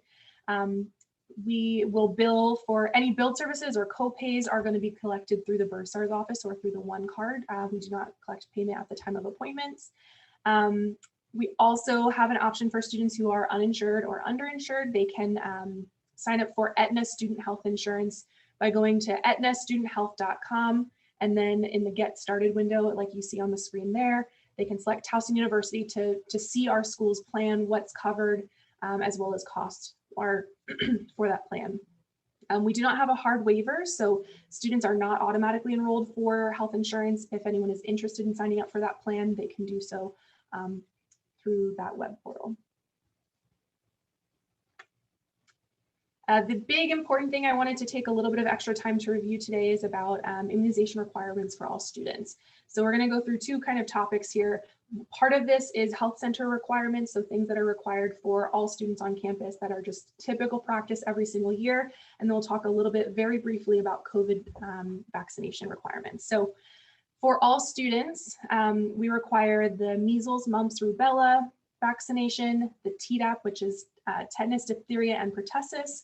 And then we also require all students complete a tuberculosis risk screening questionnaire. So it's just a really quick questionnaire.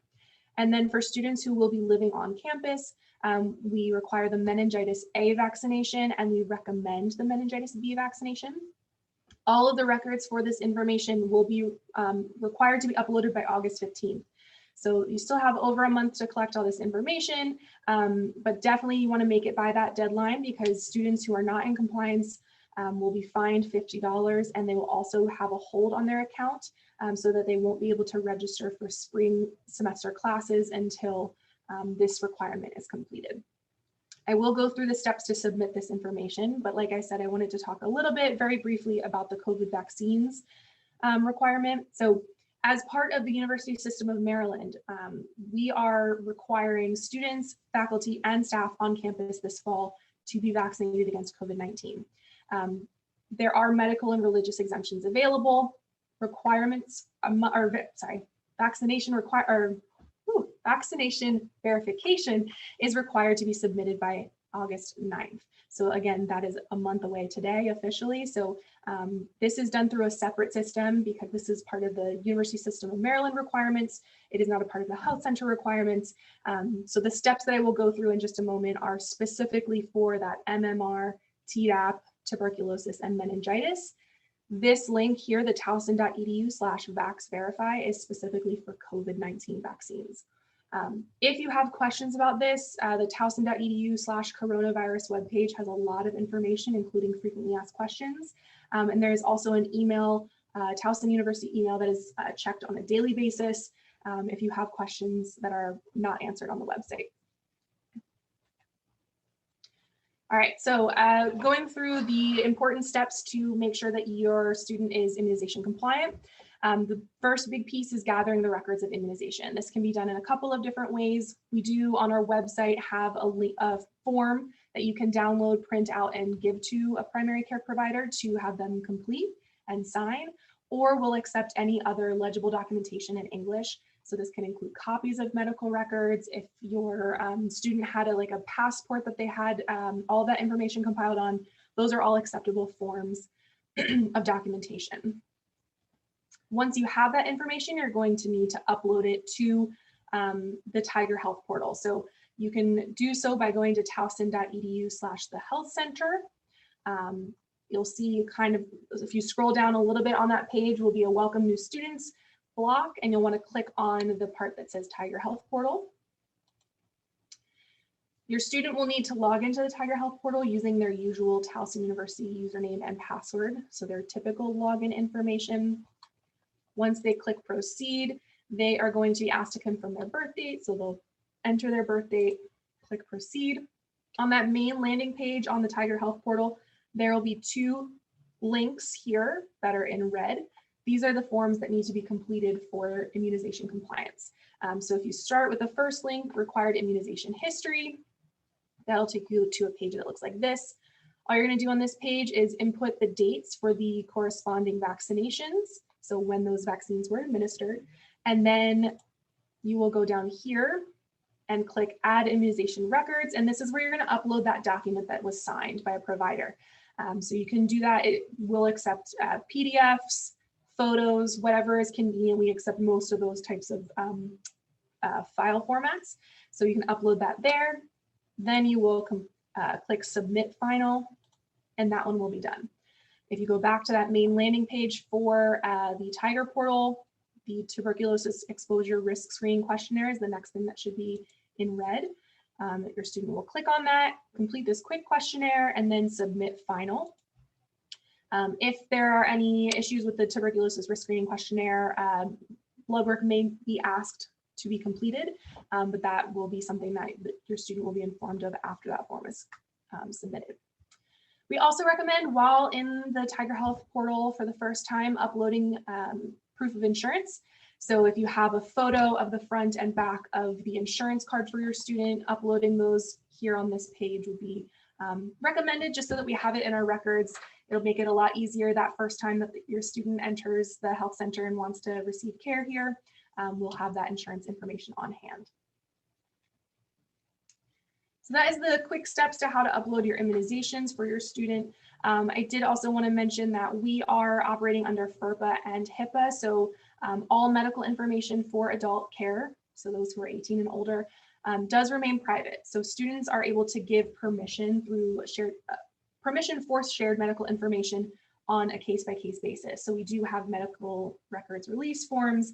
Students can grant permission for family members, other providers to see access to that case. So if a student comes in for a visit and wants to share information from that visit with someone else, they can complete a form then, but there is not something that grants permission to everything. So we can only do it on a case-by-case basis or an episodic basis. In emergency situations, though, if you are listed as the emergency contact, you will absolutely be contacted. Just make sure that you follow the procedure in place to sign up as that designated emergency contact in the Towson University system. But all that's to say, just please respect your students' privacy, and we will do our best to work with you to follow what your students' interests are as far as granting permission for medical information. That is the quick overview of health center services. Like I said, my name is Allison Seeley. I am the Assistant Director of the Health Education and Promotion at the Health Center. I've also listed contact information for our Health Center Director and our Associate Director on this slide, as well as the general contact information, our website, and our social media platforms.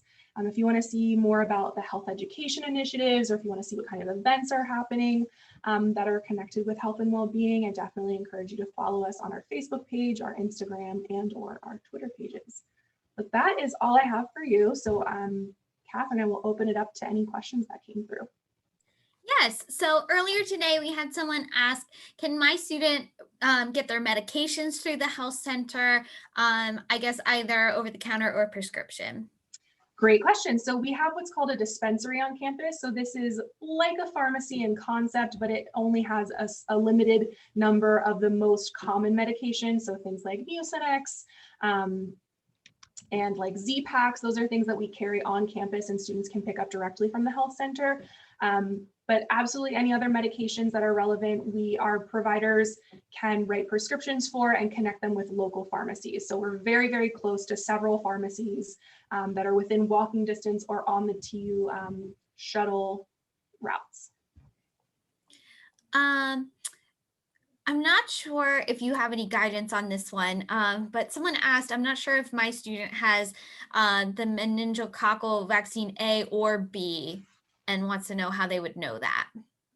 One way to do that is to communicate with any primary care providers who provided care over the course of that student's lifespan. So those are going to be the folks to reach out to. I don't know what further guidance I would be able to provide other than getting in contact with any hospitals or health clinics that that student has received care at.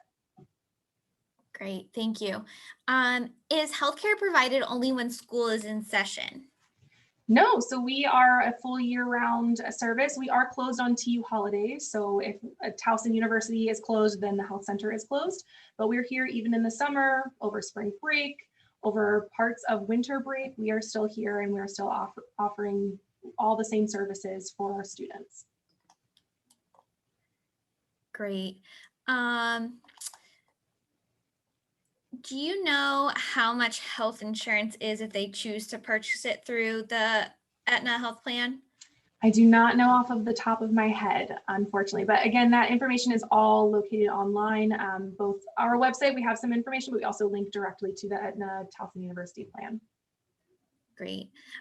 If students aren't comfortable with the COVID vaccine and have questions, not a medical or religious exemption, how would they work that out and find additional information? So I would recommend, sorry, I'm just going to stop to share my screen so I can see people's faces, but that's a great question that I don't know the answer to. Like I said, the COVID vaccination information is more so a university and University System of Maryland wide decision. So I would recommend emailing the ask@towson.edu email. That one is where folks can submit questions about the COVID-19 vaccination, about our coronavirus response, and get answers directly. Great. How does the health center handle copays? Is there a copay to use the health center? So that is dependent on the insurance plan that your student has. So I would encourage the best way to know what's covered, what kind of copays might exist would be to contact the customer service number on the back of that insurance card. Let them know that your student is going to be attending Towson University and you want to know what is covered, what out-of-pocket costs might be associated with a visit. If there is a copayment that is required, that won't be collected on the spot. Like I mentioned earlier, we bill through the bursar's office or through their Towson University One card, so like their student ID basically. Great. Do you have any information on dental services? That's a great question. So we do not offer dental services on campus. There are plenty of dental care facilities in the vicinity. I had a map at one point on this presentation, but I took it away because we didn't get a lot of questions about this, but we had a map at one point that showed at least 4 to 5 other dental care facilities that are, again, within walking distance or accessible through the Towson shuttle system. Great. How is healthcare handled when the student already has a primary care physician? Would TU healthcare be considered the primary physician?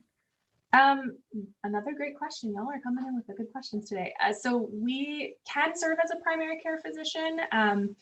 For some circumstances, I know that insurance plans require that your primary care provider be registered through that insurance in order for them to be considered in network and covered.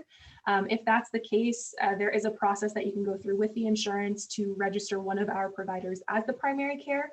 However, if your student has ongoing care at another facility, but they want to receive care on our facility at this while they're on campus, they can certainly do so. Again, as far as coverage goes, that's going to be dependent on the individual's insurance plan. Great. And then we have a couple questions about insurance. Can you go over again how a family could explore how their insurance covers their student at Towson? Yeah, so let me see if I can find that link real quick. We do have a link, like I said, that lists out all of the different insurance plans that we are in partnership with. But the most surefire way to know is to, on the back of the insurance card, there's a customer service number. Sometimes it's called customer service number, sometimes it's called like insurance plan care coverage information.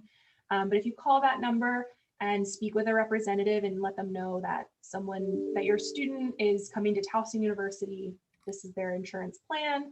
Are our providers in network? What kind of coverage can we expect if the student uses this insurance plan at this facility? They'll usually be able to tell you exactly like what you might expect from services.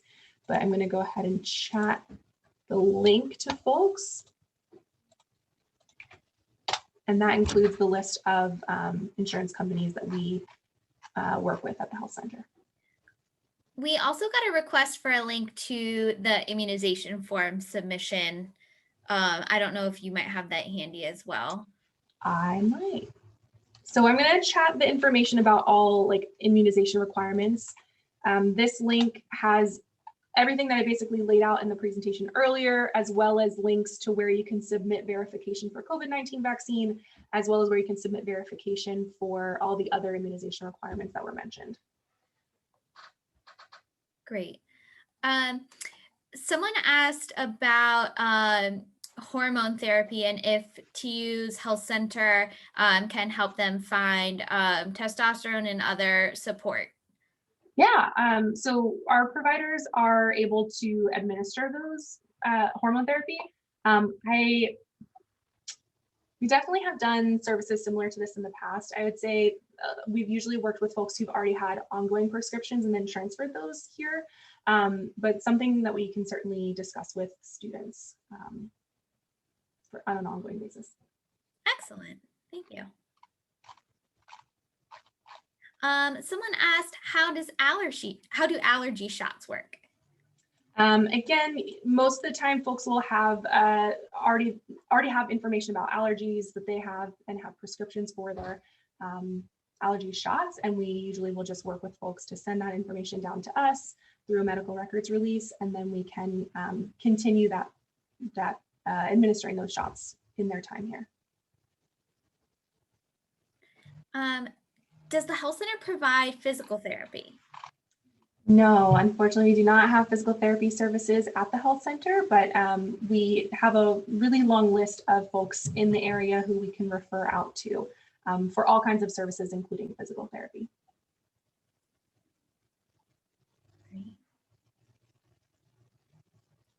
It looks like that might wrap up our questions for the health center. So Awesome. thank you very much, Allison. I appreciate your time. And then, oh, I got one more that slipped through that I think might be relevant for folks. Does TU provide vaccinations if needed? Yes, so we have all the vaccinations that I mentioned as requirements for the university, excluding COVID-19 vaccines. We do have them on site, and students can absolutely schedule appointments to get those vaccinations while they're here. If that's the last question, I want to say thank you so much. You all gave me a really good list of questions to work with today. It was good practice. I haven't gotten the chance to answer all these questions in a while, so it's nice to be here with you all today. Great. Thank you so much, Allison. I appreciate it. Thank you. All right, so up next, we have some representatives from academic advising. So I know that Ashley and Mary are here with us today. Here, Ashley, let me make you a co-host so you can unmute yourself. So I am going to turn it over to you. All right, can you hear me okay? I can hear you, yes. All right, awesome. Hi, everyone. Glad to be here today to welcome you all as parents of students who will be starting this fall. My name is Ashley Fullwood. I'm the Associate Director of the Academic Advising Center here on campus, and I'm joined by my colleague, Mary Rosecrans, who is also an advisor here in the center. So we are going to show you a brief presentation or a brief slideshow. I definitely want to make sure that we don't spend so much time on that, but give you some basic information and then leave a lot of time to answer any questions that you all may have about the upcoming fall semester and what academic advising will look like for your students, as well as any other academic questions that you have. So I'm going to go ahead and jump right in and share my screen.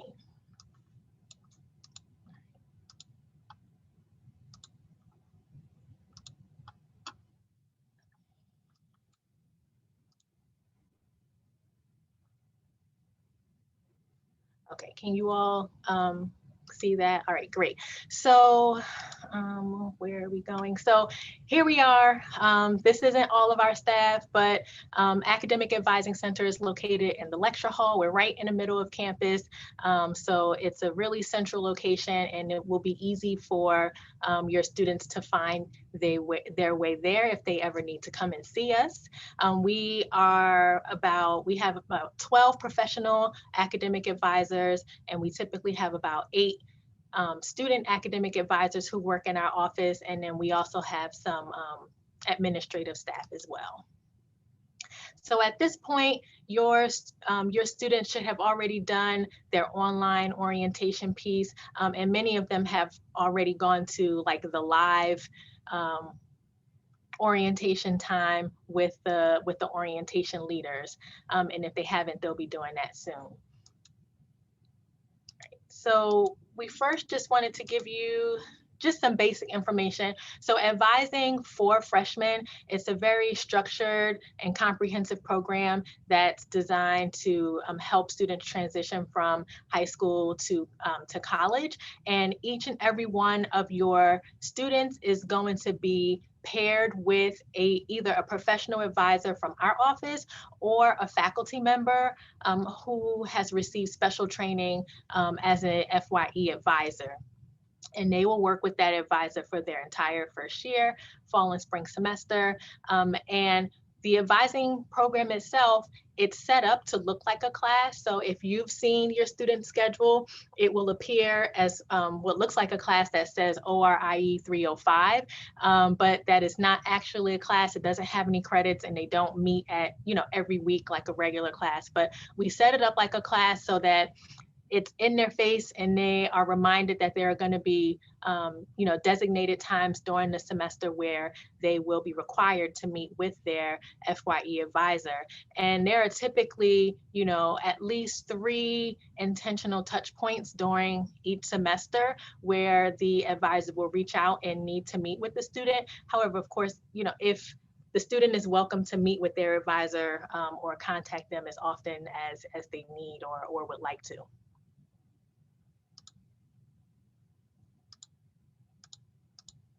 Sorry, went too fast. So the students, the incoming freshman class will meet with their assigned FYE advisor for the first time on Friday, August the 27th.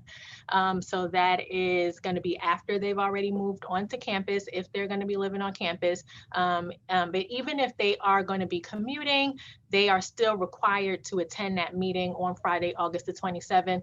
They're going to get a lot of key information about academics and how to start the semester off on successfully.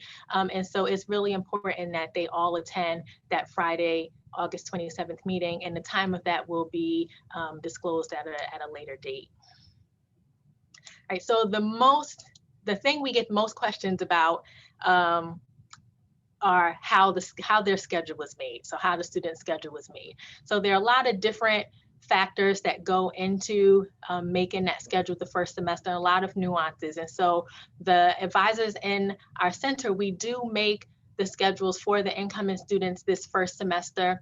But that's the only semester that we create the schedule for them. So part of working with their FYE advisor this first semester is going to be a lot of education around those nuances and the different things that they need to learn, the policies and the procedures and academics, so that when it comes time to register for spring classes, they're going to work with their advisor, but they will be the ones who are going to be signing up for their spring classes, and then they will register themselves for every semester, moving forward.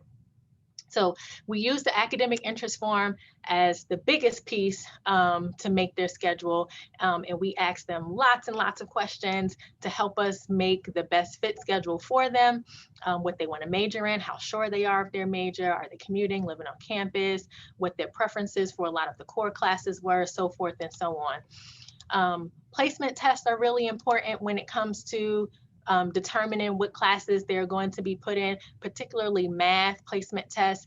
That not only impacts which math pathway they need to be put on, but where on those pathways they can start. And for students who are STEM majors and for some of the health professions majors, the math placement score can also impact whether or not they get placed in sciences their first semester. There are 5 graduation requirements, which Mary's going to go briefly over, but those play a big role in how we make their schedule. So everything we give them is going to be meeting one of those graduation requirements, and your students will learn about each and every one of those and be able to spit them out backwards and forwards, eyes closed and everything by the end of their first year. And then of course availability has a lot to do with what's on their schedule. So we ask for their preferences for a lot of their core classes, first and second preferences, but depending on when their AIF came in and what courses were available at the time, we did our very best to give them what they asked for. We unfortunately don't have any type of control over what courses are offered each semester, how many, and every course has a limit to how many students can be placed in it. So we do the best we can with what's available at the time we're making their schedules. If your student indicated they were going to be bringing in any AP, IB, or college credits, we definitely take that into consideration and won't schedule them for classes that they're already going to get credit for. And then whether or not they're commuting or living on campus. And so we do have quite a few commuter students, some who commute 45 minutes to upwards an hour. So if we can help it, we try very hard not to give students who have those type of long commutes like 8 a.m. classes, because they'd have to leave, you know, the crack of dawn to try to get to Towson, and rush hour traffic and parking to be at an 8 a.m. class. Same thing with the evening classes. That's part of the college schedule, having evening classes. It's a little bit, well, it is very different from high school, but all college students are going to have evening classes at some point. But for commuters who are living far away, we do try not to give them classes that are too late in the evening. Unlike students who may have like a 2-minute walk from their classes, is not as big as of concern if they have an early or an evening class. And then of course, what they indicated they want to major in plays a big role. Every major and every department on campus, they tell us what freshmen need to take in their first semester in order to stay on track for graduation. So we do place a high priority on the instructions that we get from the departments in terms of what we place the students in for that first semester. And so right now we're taking academically essential changes, requests for academically essential changes. Those requests can be sent to freshreg@towson.edu. And academically essential means like if maybe they forgot to say they were going to get credit for AP credit for psych and we put them in psych. They want to let us know that right away by sending that email to FreshReg so that we can make that change. If they've changed their major since they sent in their academic interest form, they want to let us know that right away so that we can make any necessary adjustments to the courses that are required for that major. And so there will be a period of time that's called change of schedule, where if there are like preferential changes that your students want to make, like if they have a class that is really early and they don't want to get up that early, or if they have a class that they think they're not going to like, they will have the opportunity to make some of those changes as we get closer to the semester. So when they meet with their advisor on August 27th, they should just discuss those changes with their advisor to make sure that it's not going to be something that throws them off track. And then change of schedule will start on Sunday, August the 29th. And that's when it will open up for them to make any changes, and it runs all the way through Wednesday, September the 8th. So even if they think they might not like a class, encourage them to take the class for a test drive before they decide to get rid of it. That first week, they can go to the class, they can meet the instructor, look at the syllabus, look at what the workload is going to be. And then if they still feel like it's not going to be a good fit for them, they can swap it out with something else that is available for them. So they do have that window to make some changes if they need to. And then I'm going to let my colleague, Mary, talk about a little bit about an overview of the graduation requirements and then some of the key campus resources that are available to help your students be successful in their academics here at Towson. Awesome. Thank you so much, Ashley.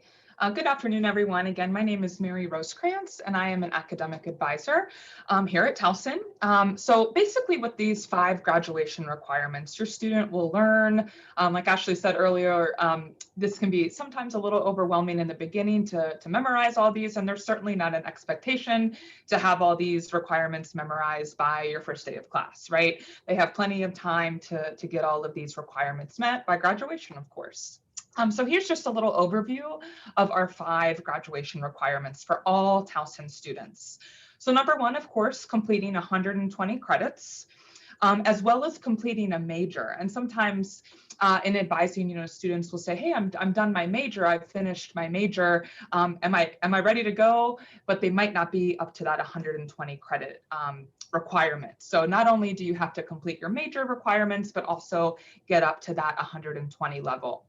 Within those 120 credits, 32 of those are required to be at an upper level, meaning, of course, 300 and 400 level classes.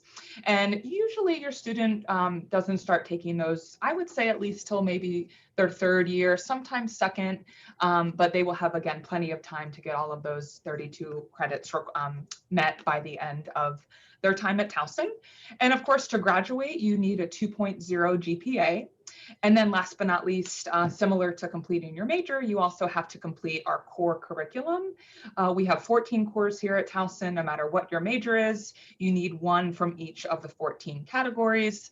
And the core curriculum is like our new age general education requirements. Okay.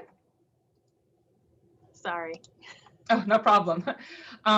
So now we'll talk about some of the fun, awesome campus resources. And I was a Towson student. I went here for both undergrad and grad school. So speaking from experience, I think Towson has amazing resources. So from a parenting standpoint, I would just encourage you all to encourage your children to definitely, or excuse me, your young adults, almost college age students, to get involved on campus. So here are some of our key campus resources. We have the Career Center. They are located on campus, of course, in the math building, the math building. And they are available for a plethora of different resources. From an advising standpoint, usually we work pretty closely with the Career Center for students who might be kind of in limbo with deciding upon a major. Maybe they've narrowed it down to a few different majors, or maybe they're completely undecided, and there's nothing wrong with that. So the Career Center, we work very closely with them in supporting students to choose a major, and the Career Center does a lot of other great resources, especially closer to graduation, with things like job interview skills, mock interviews, resumes, cover letters, etc. The Writing Center and the Tutoring and Learning Center are also two fabulous support services at Towson. Tutoring and Learning, they offer completely free tutoring for any 100 and 200 level class, as well as if your student, so it's one thing if they need tutoring for a course that might be challenging for them, they have those services, but they also offer, which I think is pretty interesting, academic coaching. So they would be able to go and get connected with the staff member there for just like if they need a little bit of extra support, learning, things like time management skills, study skills, test taking skills, organizational skills. They have a lot of wonderful resources there, including workshops, one-on-one appointments, etc. So Tutoring Learning Center is fabulous. The Writing Center is an incredible place on campus, and they do, writing assistance for really all phases of writing. And, there can be a pretty big learning curve from high school level writing to college level writing in regards to formatting and, plethora of other instances there. So we definitely encourage students to check out the Writing Center, and that's available as soon as their first day on campus. If they are in TSEM 102 or English 102 and they need a little bit of extra support with brainstorming, outlining, writing papers, formatting papers, they are a great place to turn to. As well as the Cook Library. The Cook Library, of course, is in the center of campus, available for use. Students can go there, do homework, camp out, use the resources at the library. Around finals time, they actually have extended hours, like all night hours sometimes, going into the early morning for late night study sessions. So the Cook Library is another great place on campus. And then in regards to, some of the more, ways to get involved and things like mental health, well-being, Center for Student Diversity, accessibility, disability services. These are all examples of other great resources at Towson. I know you all just heard from the Health Center. The Counseling Center is right there. It's in the same building on campus. And one big update that's fairly new is that they are now offering same-day appointments. So if your student is coming, to Towson and maybe they've had a relationship with a counselor or therapist and they want to ensure to continue that on campus or get resources here for any kind of mental health support needs, we do have amazing staff over there for not only individual appointments, but they also have group services too. Similar, we also have, accessibility disability services. So, if your student is coming from high school with perhaps an IEP or a 504, they might need accommodations here at Towson. The ADS folks are wonderful, and we would encourage you to go ahead and start that process before classes start. Sometimes students aren't aware that they might even offer accommodations at Towson, and so they get started a bit late. So we always encourage students, if they're interested in applying for services, services, and all of that information can be found on their website, of course, to start that process before classes. That way your accommodations are in place before classes start. And I think that is it from Ashley and I in terms of just, some information to share with you all. And of course, we want to welcome you and your family to Towson and open up the floor to questions. We have been getting some questions for you. We have some folks asking about advisor relationships. So do honors college students receive specific advisors? Yes, they do. So when we are notified what students are going to be in the Honors College, and there are Honors College staff members that they are assigned to. There are some Honors College staff who are FYE advisors, and so all of those students receive Honors College advisor. Great. Someone had a student who got a schedule, and it seems like they're mostly social science classes. Should their schedule represent more of a mix of classes to fulfill the core requirements? Who should we discuss this question with, and when?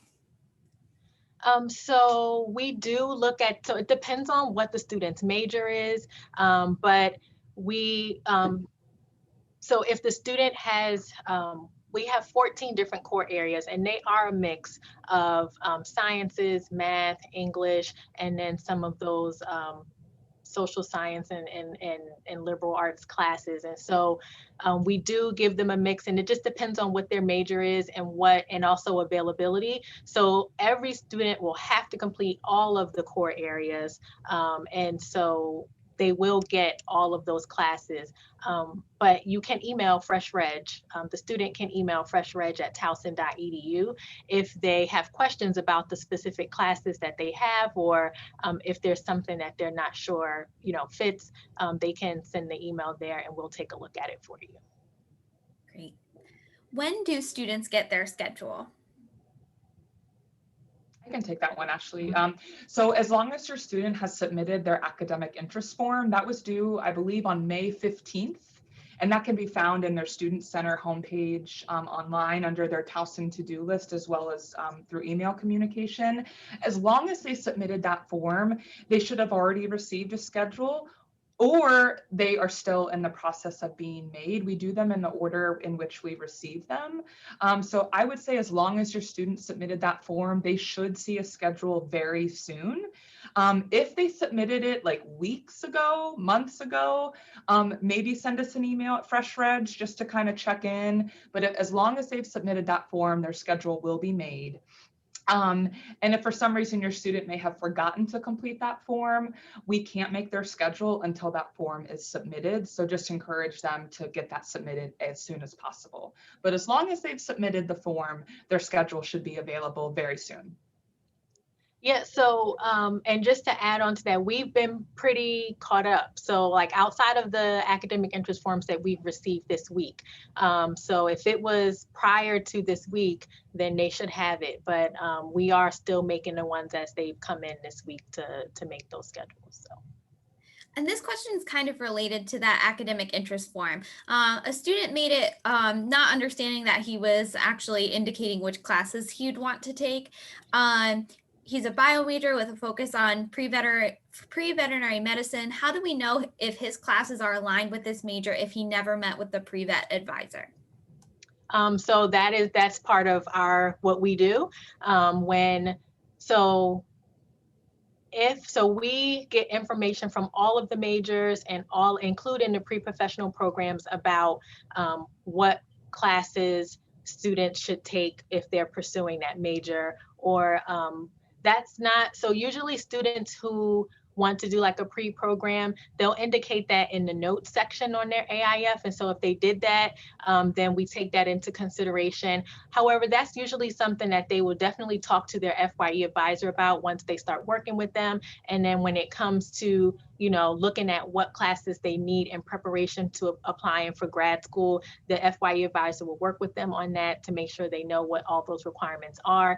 And we do also have some pre-professional program advisors on campus. And so they will get the opportunity to speak with those advisors as well, if they would like, in addition to their FYE advisor. Awesome. I have two questions about the number of credits. I have someone who is asking if 17 credits is too many credits for a freshman, and then how many credits make up a full schedule. My student has 4 classes or 12 credits. So full-time is 12 credits. So student needs a minimum of 12 credits to be considered full-time. We typically will schedule, unless there's a special request from on the student's end, we do try to put all students in about 5 classes. So they're in their first semester, they're usually between 15 or 16 credits. So there are sometimes when we might be missing a piece of information that we're waiting for to complete a student schedule, but we don't want to wait to give them any classes. So like I know schedules that I've made, if I'm missing some information that I need to put a student in their final class, I'll put them in as many as I can and reach out to the student and say, ask them for whatever information I'm looking for.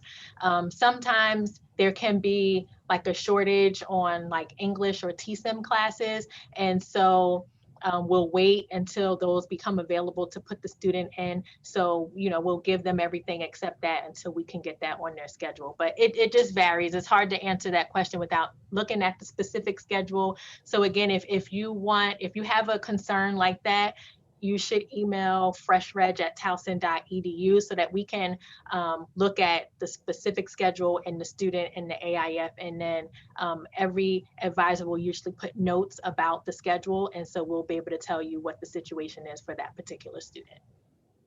I think we have another one that might need to email FreshReg. My student is scheduled for 2 classes at the same time. When would that be corrected?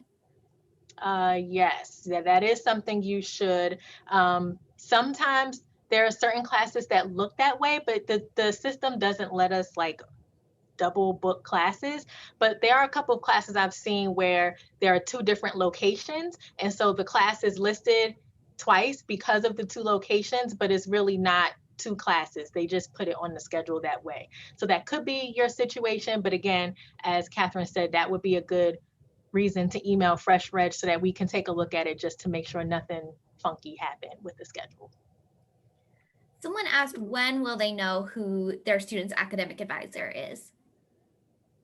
So those advisor assignments will be listed in the student center. There is a little box on the right-hand side that says assigned advisor. So right now that's empty for all the students. But like a week or so prior to that August 27th meeting, a name will populate there. A lot of the advisors, FYE advisors, are faculty members, and faculty aren't on campus yet. So that's why we don't list them too early, because they're not available to take questions or deal with those issues. And they don't start their work until then. So before Friday, August 27th, if students have questions about their schedule or need some concerns addressed, they can email freshreg@towson.edu and we'll handle that. And then they'll find out who their advisor is going to be, right prior to that August 27th meeting, and then they'll meet their advisor on that day. Excellent. Thank you so much. Those were all the academic advising questions that I have. So just want to say thank you to Ashley and Mary for walking us through the academic advising process. All right, so up next, we have our last presenter. We've got Corporal Sean Gilligan with the TU Police Department here with us. So I'm going to invite him to tell you a little bit about campus safety. Sean, I've got your presentation. Let me get it up for you. Okay, great, thank you.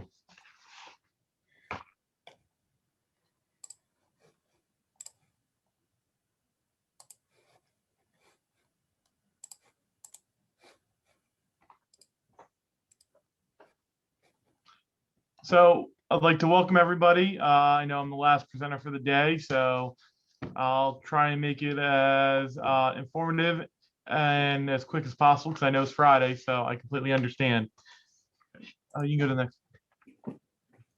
one of the biggest things with them, with your children coming here and you as parents and everything, you know, you want them to be prepared, not scared around here. So we're going to try and ease some of those worries with the information we're going to give you today. So, go ahead. So that's my information, and Corporal Hamilton, who's my counterpart, she's the other community outreach officer. Our chief's information right there. And then that's the emergency number for TUPD. So if something happens here on campus, that's the number they would need to call, is 410-704-4444. And it'll connect them directly to the TUPD communications.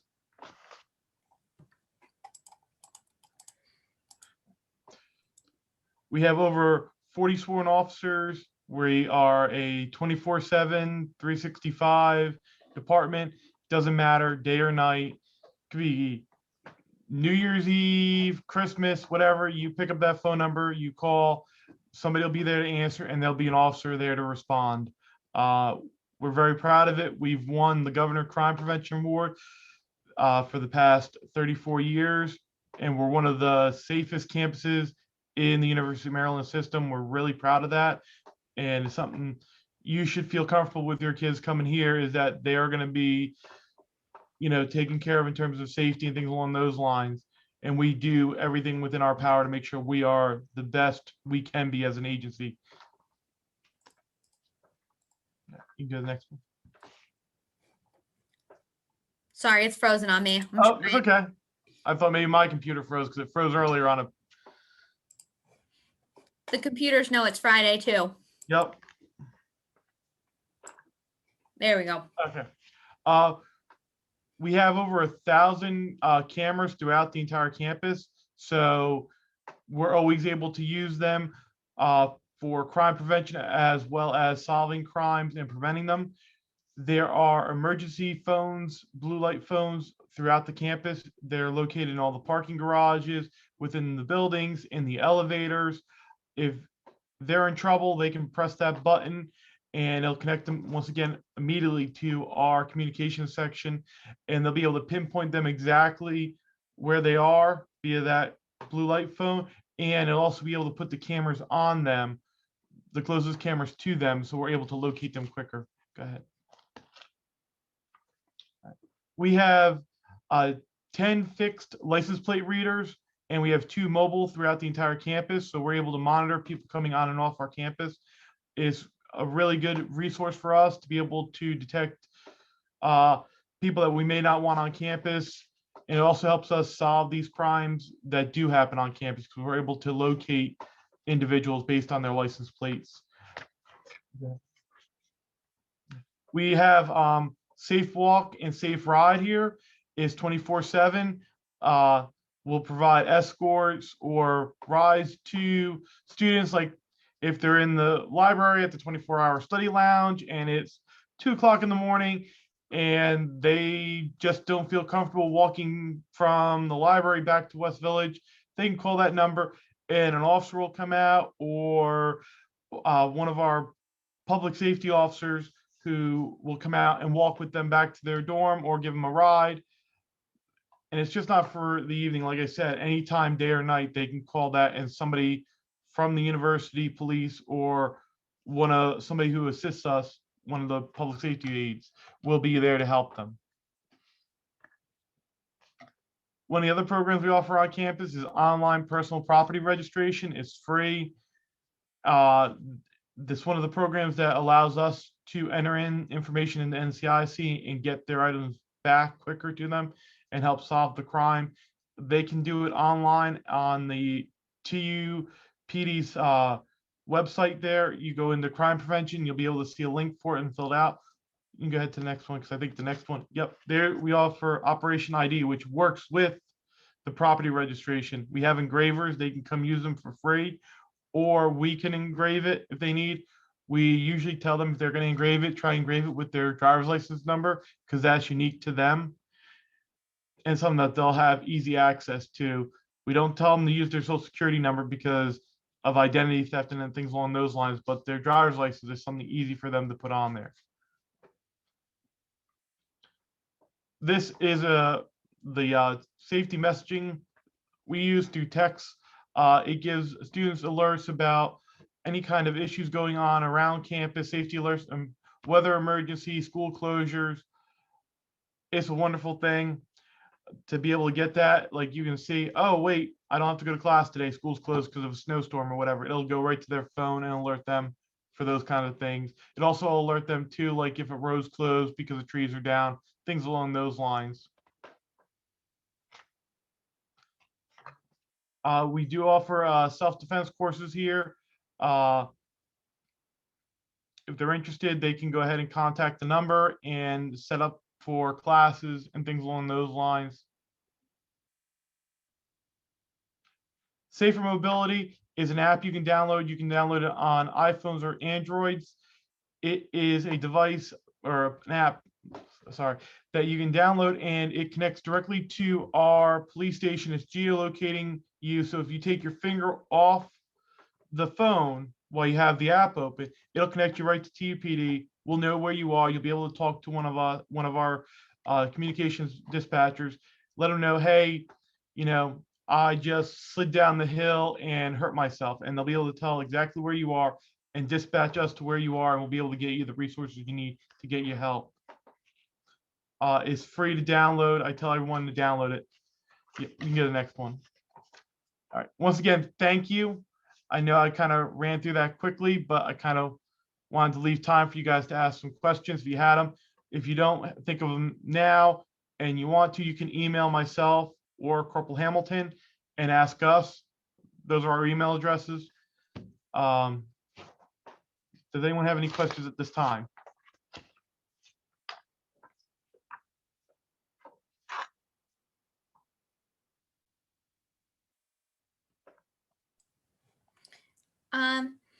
How can a student make an appointment for the engraving service?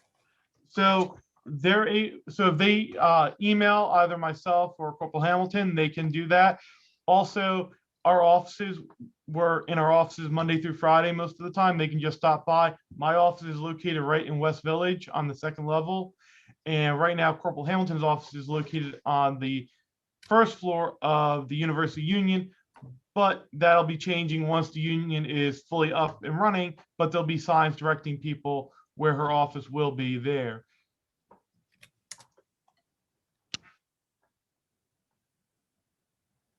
Great, thank you. Oh, no problem. If there's no other questions, I guess everyone can have a great weekend, and I appreciate the time.